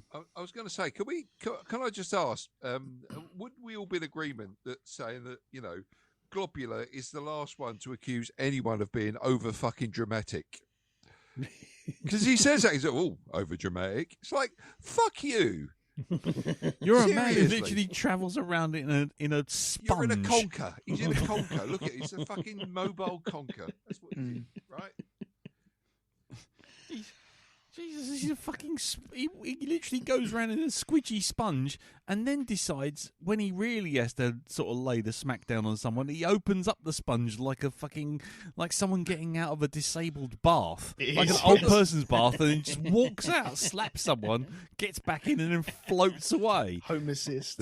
It's like, hold on, please, please hold on to my floating squidgy sofa chair. I will Wraps come a over towel here. around him once he's done. I have to do everything me fucking self. Slap, get back in it, and sort float of, off. it's a sort of product that's advertised by Michael Parkinson, isn't it? Are you old and infirm and need a bath? You can have a floating conker. Just 2 pints of your own blood will secure a floating conker bath that opens out so you can walk out and don't have to climb over any fucking walls or shit. You Go to bastards. shops in Conker. Walk to shops in Conker. Aye, I'm Globules, and I like to get out of the house using my floating conker. Welcome to the world of the new Fiat Conker. Yeah. It floats. The Cobra Sponge Conker. It travels, it floats, it carries for shopping. Just see that on Top Gear, can't you? We took a Conker for a test ride. Yeah, the Dacia Van Conker. Anyway, so go on, Elton. You want to defend this movie? You, Morgan Freeman, obviously want to defend this movie. Go on in. Give it some welly. I purchased this. I don't know, maybe 1988, 89, I suppose. Can I just ask one thing?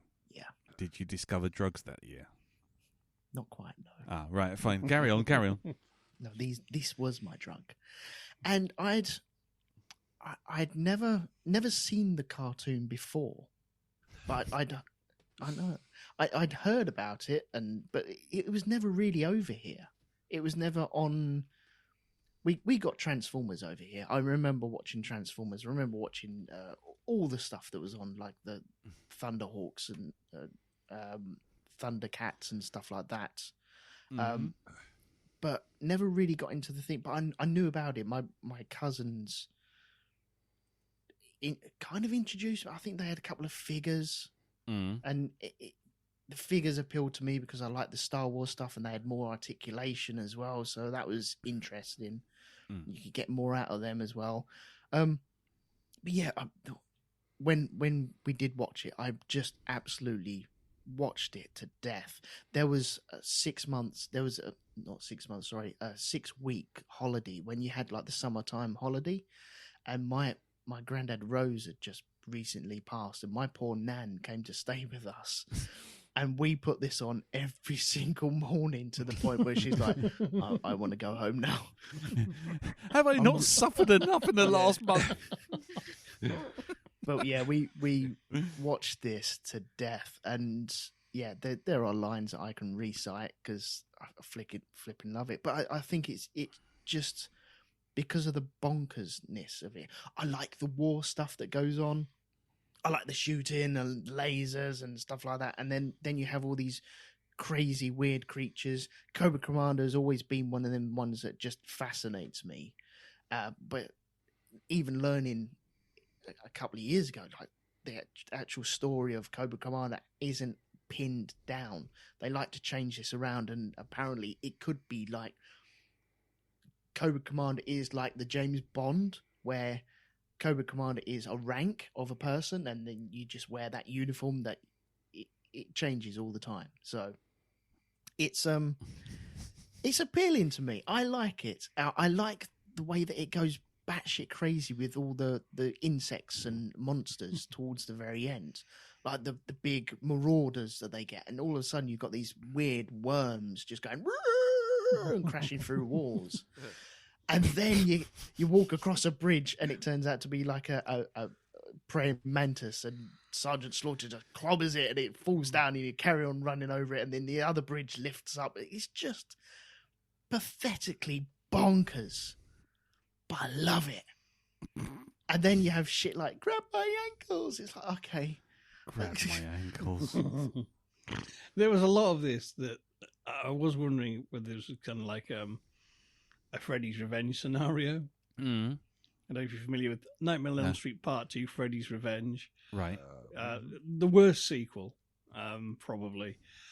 And everyone hated it when it came out. It has very little to do with the first movie. It's never mentioned again in all the others. But when people went back to it, they thought, hang on, there's a bit of a subtext here. A bit of a gay subtext. And there isn't. It's we watch it. I watched it again recently. It's actually hilarious. And there's all this kind of, how did this go under the radar? Yeah. And like watching this, I think, is somebody having a laugh here from the opening teabagging? Yep. And so many men with their shirts off and so many mustaches. Yep. It was just kind of... It was like, what is going on here? Is someone pulling my chain a bit here? Is someone just having a laugh and seeing how much they can get away with, before someone tells them off? Yeah, I definitely... This is the era where, on American TV, they literally had a TV show called BJ and the Bear. Yeah. When you look back going, hang on a minute, isn't that a bit rude? Doesn't someone was taking the piss, and someone went, we like the sound of that. What's the bear? He's a chimp. We'll run with that. Yeah. Fucking hell. Sold. I was wondering if it was something like... Not necessarily a gay subtext, but it's definitely a camp subtext. Going on to all of this. Holy shit. It's macho upon macho, isn't it? That's what it is. And then you have all the equipment that goes along with it, like the toys that they want to sell, the planes and the tanks and the laser guns, and it's all there just to be sold. Bags as well, because they sell Ranger bags. G.I. Joe bags, from the absolutely massive bags to the itty-bitty bag. So I've got to say that now. It's like a thing. I've got a condition, and I need to actually come out with itty-bitty bag. And don't forget, there's also the Cobra Commander teabag. Weirdly, as well, because Cobra Commander turned into a snake at the end. When it was all rebooted again, because it never really came back as its original form, it came back as like the new G.I. Joe. Because wasn't this meant to be like the Transformers film? The film took place in between seasons. There was going to be a third season, which never happened. Yeah. But then there was another cartoon one a couple of years later in the way of these things. But they got Cobra Commander back. They actually fixed him from a snake and then gave him a new wardrobe, and then it carried on. And then you have like Falcon's drug problem. He actually gets hooked on heroin. Honest to God. Jesus. Yeah, I know. Now that is clearly someone who's taking the piss, because at the end of the 80s there was a film about drug addiction called Falcon and the Snowman. Ah, okay. Oh. Yeah. a drama about, I think, a college kid who gets involved into drugs and then smuggling it. And so I'm thinking that someone was taking the piss there, being quite clearly. Yeah. Well, if you want to talk about taking the piss, I mean, let's not forget that Serpentor, his skill is making his Cobra go stiff. Ooh. Aye. Fuck, I hate him. I really do hate him. Using but one hand, he can make the Cobra go stiff, and then he plunges it into a Joe. But over COVID, I have an affinity for this. So over COVID, when it all kicked off, I think in like the April or May of that year, Hasbro put on a live stream. And they put on, I think, 12 episodes of G.I. Joe from the first and maybe a bit of the second season. Right. Just on rotation. So it's always the same 12. And then 6 months later, they took it off and it disappeared. And I was watching it in the morning before going to work because it was something that it would remove me from life. It would, and not like, brain dead Elton, but it was something that I needed during that time where it was all dark and dingy and fucking hell, what the hell are we doing? I needed something just to pull me out of that. And watching G.I. Joe, it didn't get me through, but man, it helped. 10 minutes in the morning was just bliss. It was like the cartoons when you used to wake up for school in the morning. Dennis the Menace was on Channel 4 for 5 minutes. It was just that little blast that I needed. And it's if you go to the Hasbro, I know no one will, but there may be one. Or this is just for future Elton reference when you've forgotten. But if you go to YouTube and the Hasbro, they still have G.I. Joe on stream now, and they put loads and loads more episodes on there. So it was just something that helped me through that little period, which was nice. So it's always going to be there. There's a lot to be said for healing power of nostalgia, but can you not see it's absolute bollocks? What, the film? Oh, yes, I know it is. I know it is. Well, it's interesting because I looked on IMDb at reviews of this, and there's a lot of people going, "This is terrible," but I have a lot of affection for it. And it's interesting. A lot of people say, "Well, I hated it at the time."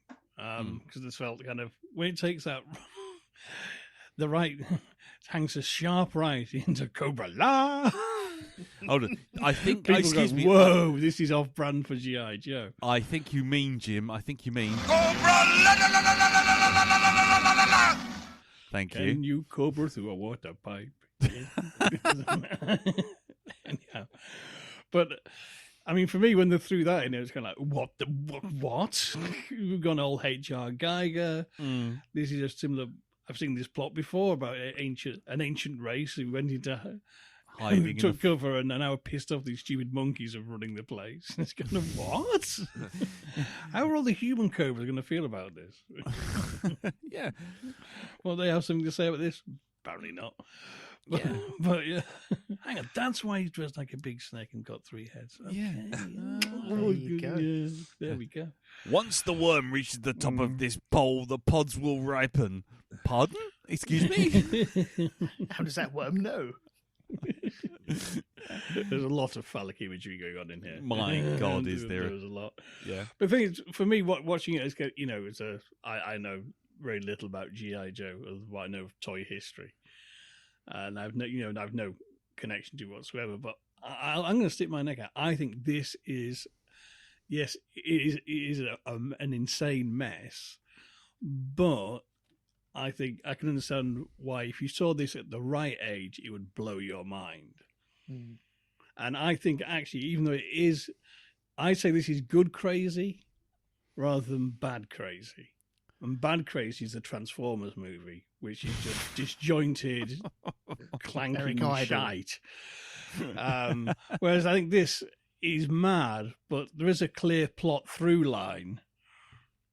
If you know what I mean, there is, it's all about the bet. That's the big MacGuffin.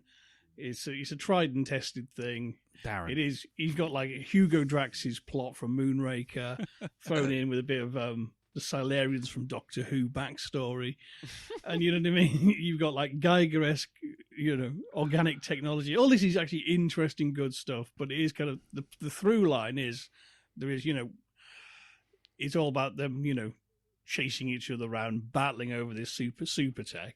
Yeah, and and a definite plot to end the world. Whereas the Transformers movies, let's have some Eric Idle robots on a planet that we're not going to mention ever again, and just disjointed crap that didn't even tie in with the TV series. and also, now, I don't know if any of you guys actually caught them, but I think there's smidgens of real nice animation in this as well. Which part was that? No, when you see a scene, you'll I see a think scene that when, and it flows Pythona, really well. when the Pythona scene, when she breaks into the Terror Dome Yeah. as a masked figure, I think that is a really good sequence. Darren. Yeah. I think Elton's check to Jim cleared. Really? Oh, fuck no. Mine bounced. How about yours? I didn't get one. Where's my fucking check? I want one of those ones that's the size of a tabletop. You know, they do it like charity events. I want my check to look like that. Lee. Yes. With the animation. Oh, God, don't. Can you sort out a direct debit? I don't have to do check. Honest. Do a standing order if you want. One of the two. Here, Darren, take this. It's my Switch card. Go play with that for a second. Wait. Postal order. What's that? What's that say? Fuck, sorry. What the fuck? Elton. I have my back card if you want. You can fuck. You bring me this film. You bring me this fired. film. Shots fired. You quote Batman and Robin at me. Yeah. Oh, you are so treading on really. And next you're going to say no, Superman couldn't have gone through that bus in Superman 2. Fuck you, just do it. Go on, just do it. Say Batman and Robin one more time, motherfucker. Darren, you need to cool off. Little steam, Bennett. Nice to see you. Jesus fucking hell. I always remember the story of the back credit card coming up and then you getting a notification on your Xbox right in the middle of it.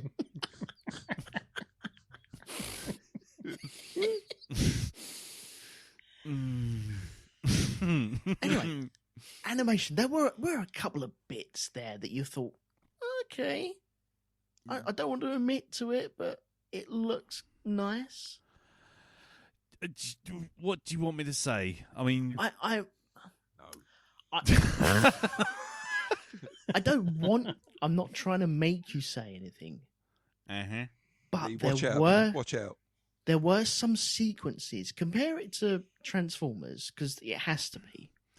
Well, it's done by the same team, by the same group. I know, but there are no real nice, apart from like the planet eating thing. There are no real nice, smooth, rotoscoped type things. There was no nice, smooth rotoscope stuff in this. I mean, the thing that if you want to talk about the animation in any way, shape, or form, the bits that worked because they were very, very short, and the camera was doing some crazy ass shit to cover up a whole load of jank, Right. and that's cool. I mean, everyone uses tricks to get around having to draw 600 frames when you could actually just draw 6 and just scale it up like Cobra Commander teabagging the fucking screen. Yeah. But, it's... I mean, even... I tell you what, you can even say the same about something like the Transformers. Just give me a yes. No, yes, I'm not. I'm not going to give you a yes. Give me a yes. Lee, It's there. Lee. I can hear it. Mate. You just haven't said it yet. Lee, Yeah, watch out, mate. Watch out, right? Okay, because we're getting very close to Elton pulling out the AI based on the intelligence of Johnny Cochran to help him defend this film. The moment he starts talking about fucking Chewbacca and Endor and Kashyyyk, you've lost. Chewbacca is a Wookiee. He lives on Endor. That cannot be. Anyway, Elton. Mm-hmm. Shut up, Wesley. Anyway, no. I, as far as it goes, the opening of the Transformers cartoon on the Saturday morning had lots of what you're talking about, which is nice stuff. Because it's well planned out. So it's not necessarily animated any different from anything else. It's just, it was probably done at the start of the production when they didn't have a deadline of a week. Fair enough, yep. So if you watch, like I say, if you watch the opening of the Transformers movie, not the movie, the TV show every week, you'd be forgiven for thinking they spent a lot of money on it. When what they did was spent a lot of money on the title sequence, because there's the bit of the Transformers running towards the camera, and then you got the Decepticons running towards the camera, and then they kind of clash and cross over. Yeah. Once they clash and cross over, that's it. We're back to normal, sort of like here's a still cell, and we're just dragging it. We're across back to the screen. Tuesday. Yeah, exactly. Yeah, this has to be delivered tomorrow. Suddenly, 4 frames a second. But and Cobra Commander was G.I. Joe, whatever the fuck it's called. Up, my brain's gone. Is exactly the same. They would do a couple of frames which were really nice, and then they'd throw the camera about, or by throw the camera about, I mean they literally just drag the fucking thing across the screen. So you said there were some that were nice. No, I didn't say there was some nice. I was saying there's some that is competent, and not a lot of it. Some that were nice. No, I didn't. Yeah, I wouldn't be surprised, right? Because you say that the TV series is actually all right, but I wouldn't be surprised if we found out one time that Hunter S. Thompson was actually the writer of this version of G.I. Joe. What, off his knockers on drugs and yeah, fucking right. Yep. Yeah. There is a brilliant episode of the actual weekly TV show of G.I. Joe, right? And I once again, I know you're not going to watch it, but I think it's called Games Master. No, not that one. Did they have Patrick Moore in it? Not that one. What about Trevor McDonald? Where a guy gets, I think he gets Duke and Cobra Commander. Then they also get Lady J and Baroness all onto his island, and they all fight toys. It's bonkers, and he was supposed to be like a reoccurring character. The Baroness walks around in I think it's like a 2-piece swimming suit constantly throughout these episodes. What's that again? Let's have a look on YouTube. Hang on.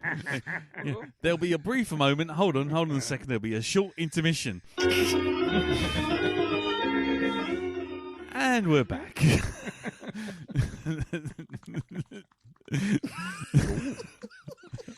Well, hello. Oh. Didn't realise I could touch type. The actual cartoon, it does go wacky places, and look, I think this is the crescendo to the whole thing, where it just goes super crazy, batshit bonkers, and I think it fulfills its duty. It sells new toys, it goes crazy, and it's there to sell newer toys. So, but I think it works. I mean, I don't know what to say. I mean, there was a cast of about 50. Only 3 had speaking lines. True. Only 2 had anything to do, and one of them fucking died. I mean, yep. I don't know what to say. I mean, you say the Baroness. I didn't even know who the fuck that was until just a second ago when I googled it up. and now I'm much more interested in doing that than anything else. But oh my! But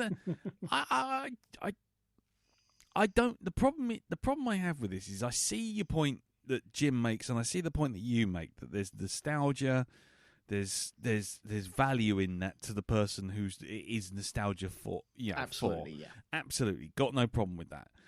My problem is there's a level of cynicism in it that just confounds me. It's just literally like, what do you think, bonker? And it's like, some bloke in the corner just goes, hello. And it's like, right, that's a toy. And it's like, right, okay. What do you think, funny dog face man? Yes, I think I'm going to have a fight. Okay, fine. And then you just put him over in the corner. And it's just, the problem I had with it wasn't like kids smashing toys together. It was literally like, it was just so shit. Yeah, you guys aren't wrong. It is poor. It is crap, and the nostalgia does wash over me. I'm afraid there's no getting rid of that. But I do know deep down that it's a pile of crap, and I know that people won't get it if they weren't there at the same time, getting it from W.H. Smith's in Eltham High Street, and then getting home and slamming it straight into the VHS player to watch that. And the weird thing is, because it was Action Force over here, it wasn't G.I. Joe. And so all the bits where they're like, yo, Joe, and you have lots of different characters, they had to redouble that. And they didn't say Yo Joe.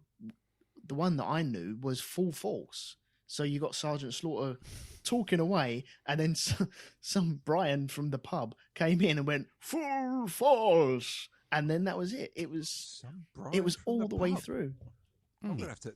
What kind of a phrase is that? Because Brian it was from the Action pub? Force. Full. Full. So there's a group of soldiers called Brian. So we've got the Joes and we've got the Bryans. I'm confused now. No, the guy doing the voiceover. Oh right, G.I. Brian. Man. Jesus. Can I also just while Seriously, Brian. I haven't got time to explain. Full Force, get off me, Brian. So the first decade or so of knowing this, I didn't even know there was. I think until the internet came out, I didn't know that it was dubbed over. Even though you have G.I. Joe written on absolutely everything, I didn't know that they'd specially done that. Why would they do that? Why not just sell it as G.I. Joe? But we weren't allowed that. We had to have the Action Force. No, side. it's to cash in. It's to cash in on Action Man. You can't. You want to get it as close to recognisable as possible. I can absolutely unravel the toy history here. Go on. G.I. Joe was first as the 12-inch figure. Oh, Mrs. Hold on. Euphemism. It was licensed in the UK to Palatoy, who rebranded it as Action Man. And they kind of developed their own sort of stuff and imported G.I. Joe stuff as well. And when basically the 12-inch figures got the chop because Star Wars figures came out. And so that's when you got the little G.I. Joe figures. And instead of the character being G.I. Joe, the idea was G.I. Joe was the unit, and they could have tons of different characters to compete with Star Wars. Now, over here, Palatoy, again, G.I. Joe, we don't have G.I. Joes in our army, so they did it as Action Force. They didn't have Cobra. They had, I think, the Red Marauders, led by Baron Ironblood, who was a bloke with a bucket on his head. Big red skull plane, yes. And basically that Action Force wasn't actually kind of, it was using the same molds and stuff, but it was all like their own characters. It was a completely different thing to G.I. Joe, and it was kind of much more European flavored, and all the figures in it you had a lot more kind of ones from military history rather than people call Roadblock and Back Passage and Buzzkill. cheese poppers, you know, all these sort of stuff.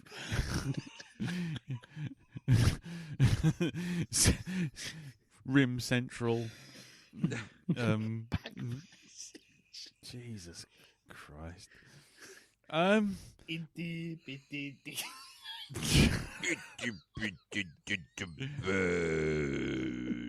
Jesus Christ. Slowly degenerate. It'll just be a bunch of noises I'll be making. It will. I'm acutely aware that it's 10 to 12, and we haven't really got to the bottom of this beyond Elton's. Is there a bottom of this? There is, because Is it like the Marianas Trench worth going down that Go far? over there. I'll rate you that much. Elton's, sort of like Stockholm syndrome aside. I mean, I think we're all a little nonplussed by it. But has anyone got anything other than just it's bollocks? Because I haven't. Well, I've got one thing. Go on. It's a bit of a mystery, but I wonder if somebody could help figure this one out for me. What is an itty bitty titty brag? I don't know. Oh, we should get that for the spoiler zone as well. Yeah. For some reason, I wrote down last night grass snaky Blakey, and I don't know what the fuck that means. Grass. I'll get you, butler. Grass snaky Blakey. Yeah, I think you're right there, Lee. I think Yeah. it's It might be something. a grass mutant. That's Well, is it not the Cobra Commander getting turned into a snake? Actually, can I just ask, what was the fucking plan with that? To turn everyone into a snake? Was that apparently just so. the plan? Was that actually the plan? I think it was to turn everyone into mutants because they were all mutants anyway. Everyone from He Cobra was going to La. wipe out civilization by regressing humanity into savage beasts, which presumably they'd hunt on their flying spas chariots or something. I don't know. But they can't even fight normal humans, let alone fucking mutated humans. What chance do they stand? This bunch of incompetents couldn't fucking find their way out of their own base. This is true. However, if you've got any vehicles, they'll blow the shit out of them. Yeah. I know that kind of the TV series often criticised for being, for doing the AI, not the AI, the A-Team thing of no one ever dies. Everyone just parachutes away at the last minute Yeah. and whatnot. And I think I got the impression for the movie they were trying to not course correct because they didn't really see anyone die so much. Though a few people did get thrown off into that abyss at the end. But they did blow up a lot of vehicles, though, to make up for it. Yes. And, in proper, really, blown to smithereens sort of animation as well. And I quite like that, actually. Kind of, blow more shit up. Yeah. That's, Yeah. that's what the kids are going to be doing with the toys. Yeah, I guess so. And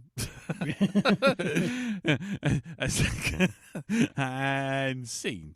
I was gonna say, wasn't maybe this is me not quite getting it with G.I. Joe, but I was always under the impression that the fully black-faced ninja Snake Eyes, yeah. which is ironic given that you can't see his face. I thought he was like one of the main characters, and yet he does nothing in this at all. That's the thing. He is a main character, and yet they wanted to tie him to a tree instead of killing him, like they would have done in Transformers. They tied him to a tree, so he's still there, but he's immobilized. He's not going anywhere. But can you answer the question that Darren asked earlier on? Because that was one of my comments while I was watching it, which was a script which was, why would they leave a ninja in jail with his own swords and smoke bombs? Indeed. To which Katie actually said before she got up in disgust and said, "Dad, I'm still dealing with these guys being tied up by sweet corn tentacles." Well, look, you got to think, Ole, right? I mean, him being left in prison, right, with all his gear, says a lot more about him than it does about the people who were stupid enough to leave him with him. Because why didn't he escape earlier? Yeah, he didn't escape. No, yeah, he and didn't. not only that, But the road Chief of Hasbro said, "You fucking stay there, Snake Eyes. This stay is the your movie. fuck there. And We were what hoping to sell lots of Red Dog figures. You fucking stay there, you unpaid bastard." red dog.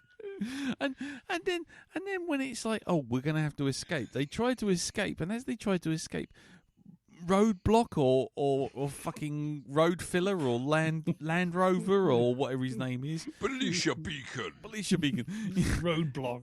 Roadblock, Yeah, yeah. Roadblock. Actually, Every time I saw him, I heard the Stop Water Naked song. yeah, that's it. Talking about In Roadblock. Roadblock.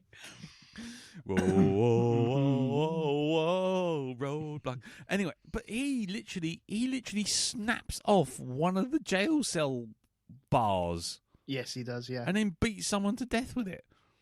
At which point you go, why didn't you try that before? The art of surprise. Gave the Maybe, Roger maybe Rabbit it's the answer. Roger Rabbit defense. Yeah. Because Exactly. it wouldn't have been Yes. funny. Maybe they should give him a fucking frying pan. There he goes, you're funny. Oh, look at the ninja. He's got a frying pan. He's just hit someone in the face with it. Oh, he's so funny. Mm. And were we all supposed to be surprised by Falcon being Duke's brother? You're an I incompetent. thought they were all brothers the way they were drawn, to be honest. Well, yeah. They're all going for the clone look. Yeah. No shirt, big tash. Yeah. Keep reaching for that rainbow. and the fucking trial is like, hey, you've let one of our number one prisoner, ultimate enemy, escape. You've let dozens of people get hurt. You've basically A led list of sexual harassment offences as long as my arm. exactly, and then to just sort of add on to that, you've basically sort of fucked up in every conceivable way, and then Duke steps forward and goes, "I'll vouch for him because he's my half brother," and they all go, "Oh right, well we'll give you a second chance." It's like, give him a second fucking chance. He's an incompetent buffoon. It's just, I wouldn't leave him in charge of a chamois lever, let alone an entire fucking base, or put him in. It's like, and then the silly cunt goes, "Oh yeah, let's scout out a Cobra base. I know, let's make it interesting. No weapons." It's like, oh wow, strategic value 101 there, isn't it? It's like, oh yeah, I know what I'll do.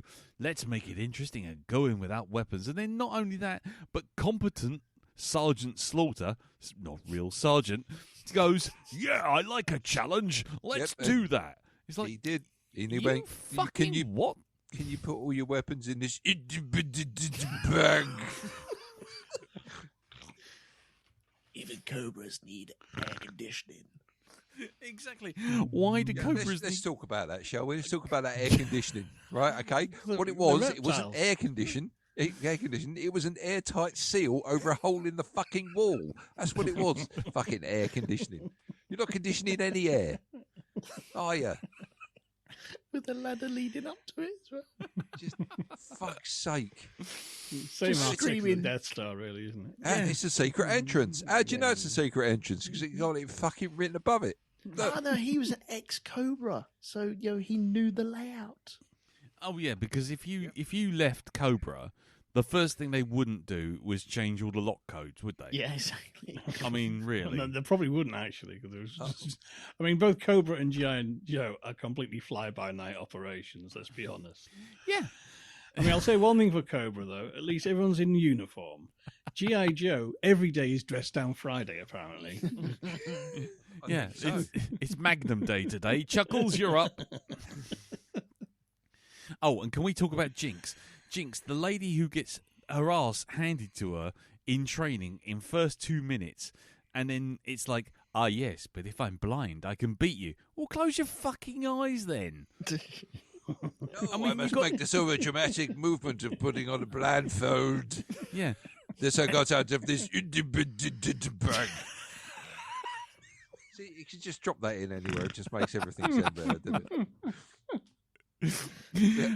And talking about Jinx, every time she had to wear the mask. She's wearing the mask, and you think, right, okay, why she's wearing the mask to keep herself secret, But every single fucking time you see her in the mask, and then they got that animation of her taking it off.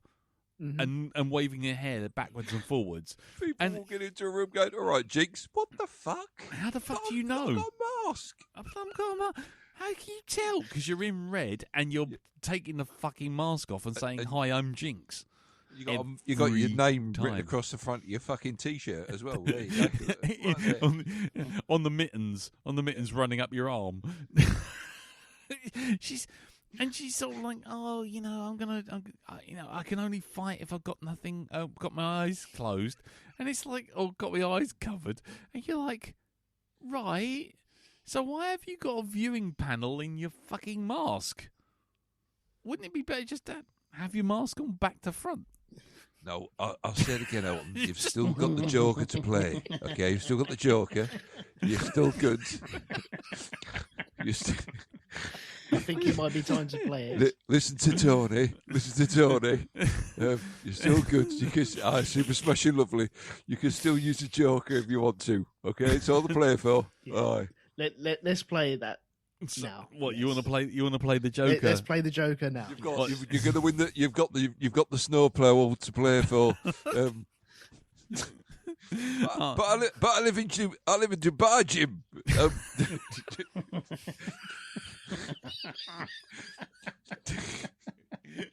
You've got a 40-ton gritter.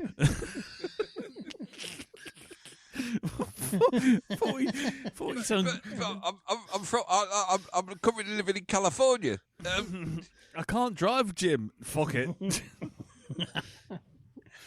you've got a Ferrari F40. I can't drive, Jim. I live in the Cotswolds. I'm in the middle of nowhere.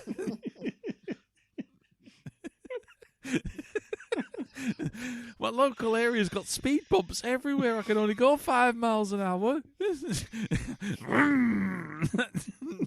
I will catch the bus, but the bus is fucking terrible. It's like one bus every 14 weeks. Can't have one of those flying conkers. It turns into a bath. Yeah. How's about that for a transformer? You win, Globulus, this spongy ball. Jesus Christ. Grab my ankles, Sergeant. I mean, seriously. Ay, ay, Jinx being tag teamed by Sergeant Slaughter and Falcon. The Falcon, yep. You hold my arms and you grab my ankles. Grab my Really? Right. If you're going to do this, I don't want to look you in And the eye. blindfold me as well. Yeah. Yeah, Is there any blindfold way me. you can blindfold me? We've got a blindfold here. Have you got anything that you could put on my head that could stop me from seeing? But I've got this independent bag. I'm just fucking stretching there. I really am. Right. That's it. Right, I'm going to call it now because we're into midnight. I've got to call it. I think we've got a few phrases to keep us going now, so that's good. Yes, in a titty bag. We got.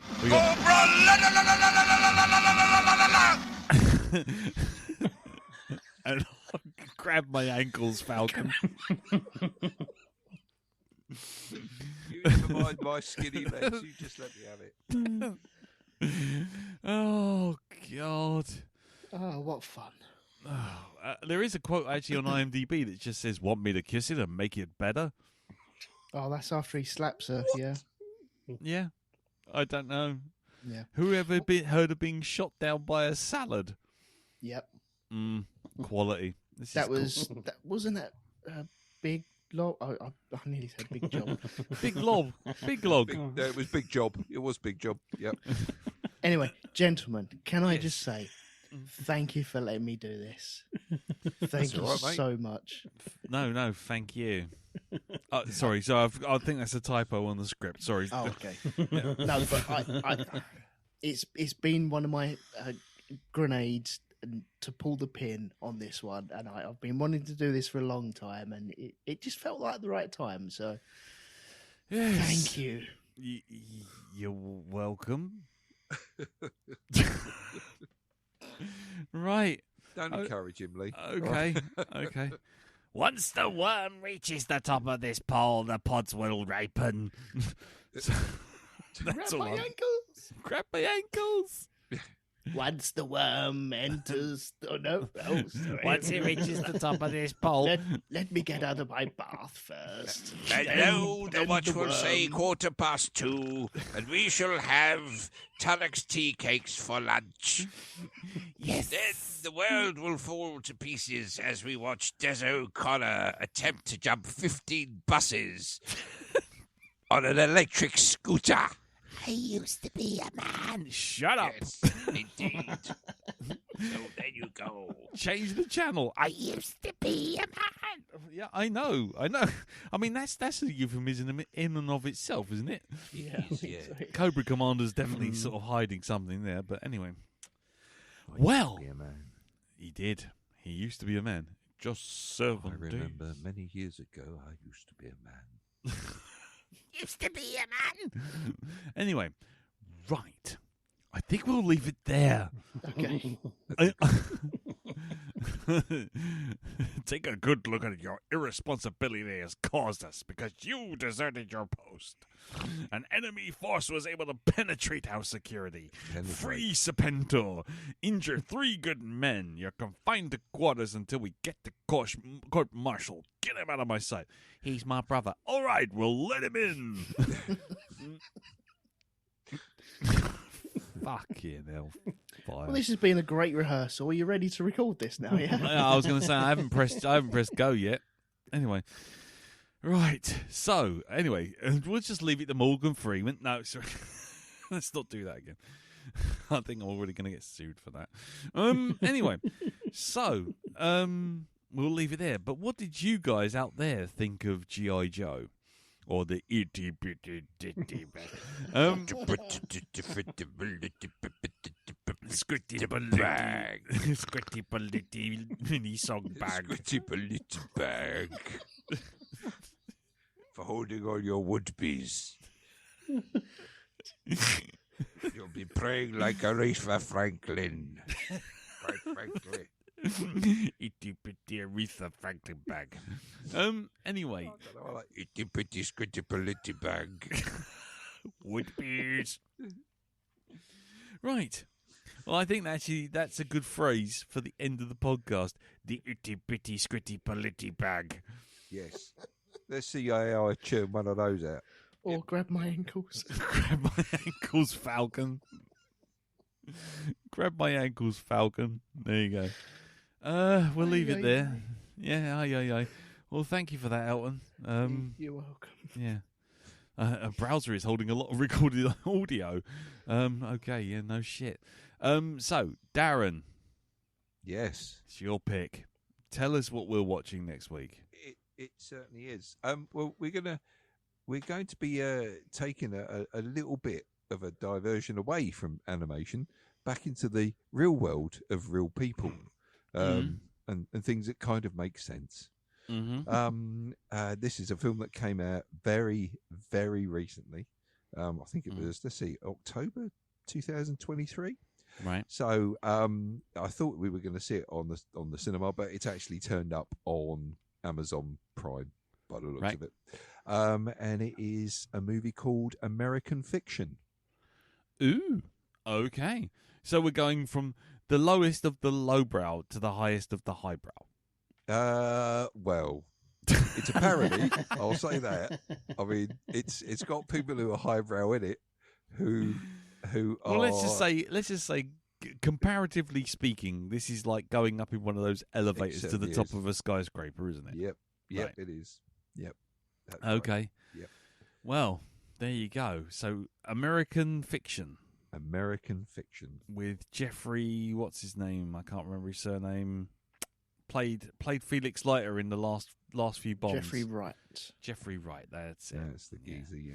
Cool. Well, so go around the table. Jim, have you seen or heard of American Fiction? I've heard of it, but I have not seen it. Okie dokie. And Elton? Neither.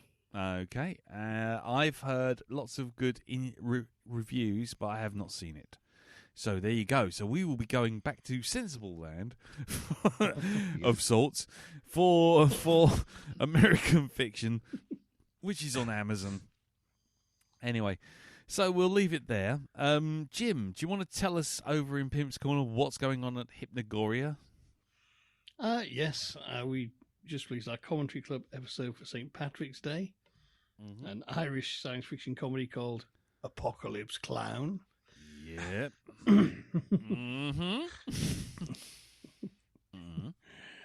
I say, wait till you see what we've done for Easter. Yeah, But I can't wait. but this weekend, on my other show, my reading show, I'm doing a reading of a story called Midnight Express. Yeah, Nice. an old favourite of mine. And it isn't the Midnight Express as in boobs against windows. No, not that one. No, not that one, right? Not that one, right? Okay, cool. We're not in Turkish prisons anymore. No Turkish prisoners were harmed in the making of this podcast. Okay, brilliant. Cool. Elton, what about you, sir? We have just released our final part of Masters of the Air. Right. Over at road2media.com. Brilliant. There will be another episode after that, though. Is it just telling everyone how good their feedback was over the course of the season? No, it will be on The Great Escape.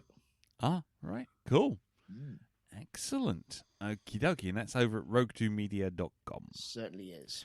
Excellente. Well, that's it. I don't have anything to promote, and I'm pretty sure you don't, Dal. No, nothing at all, really. No, except your itty bitty bag.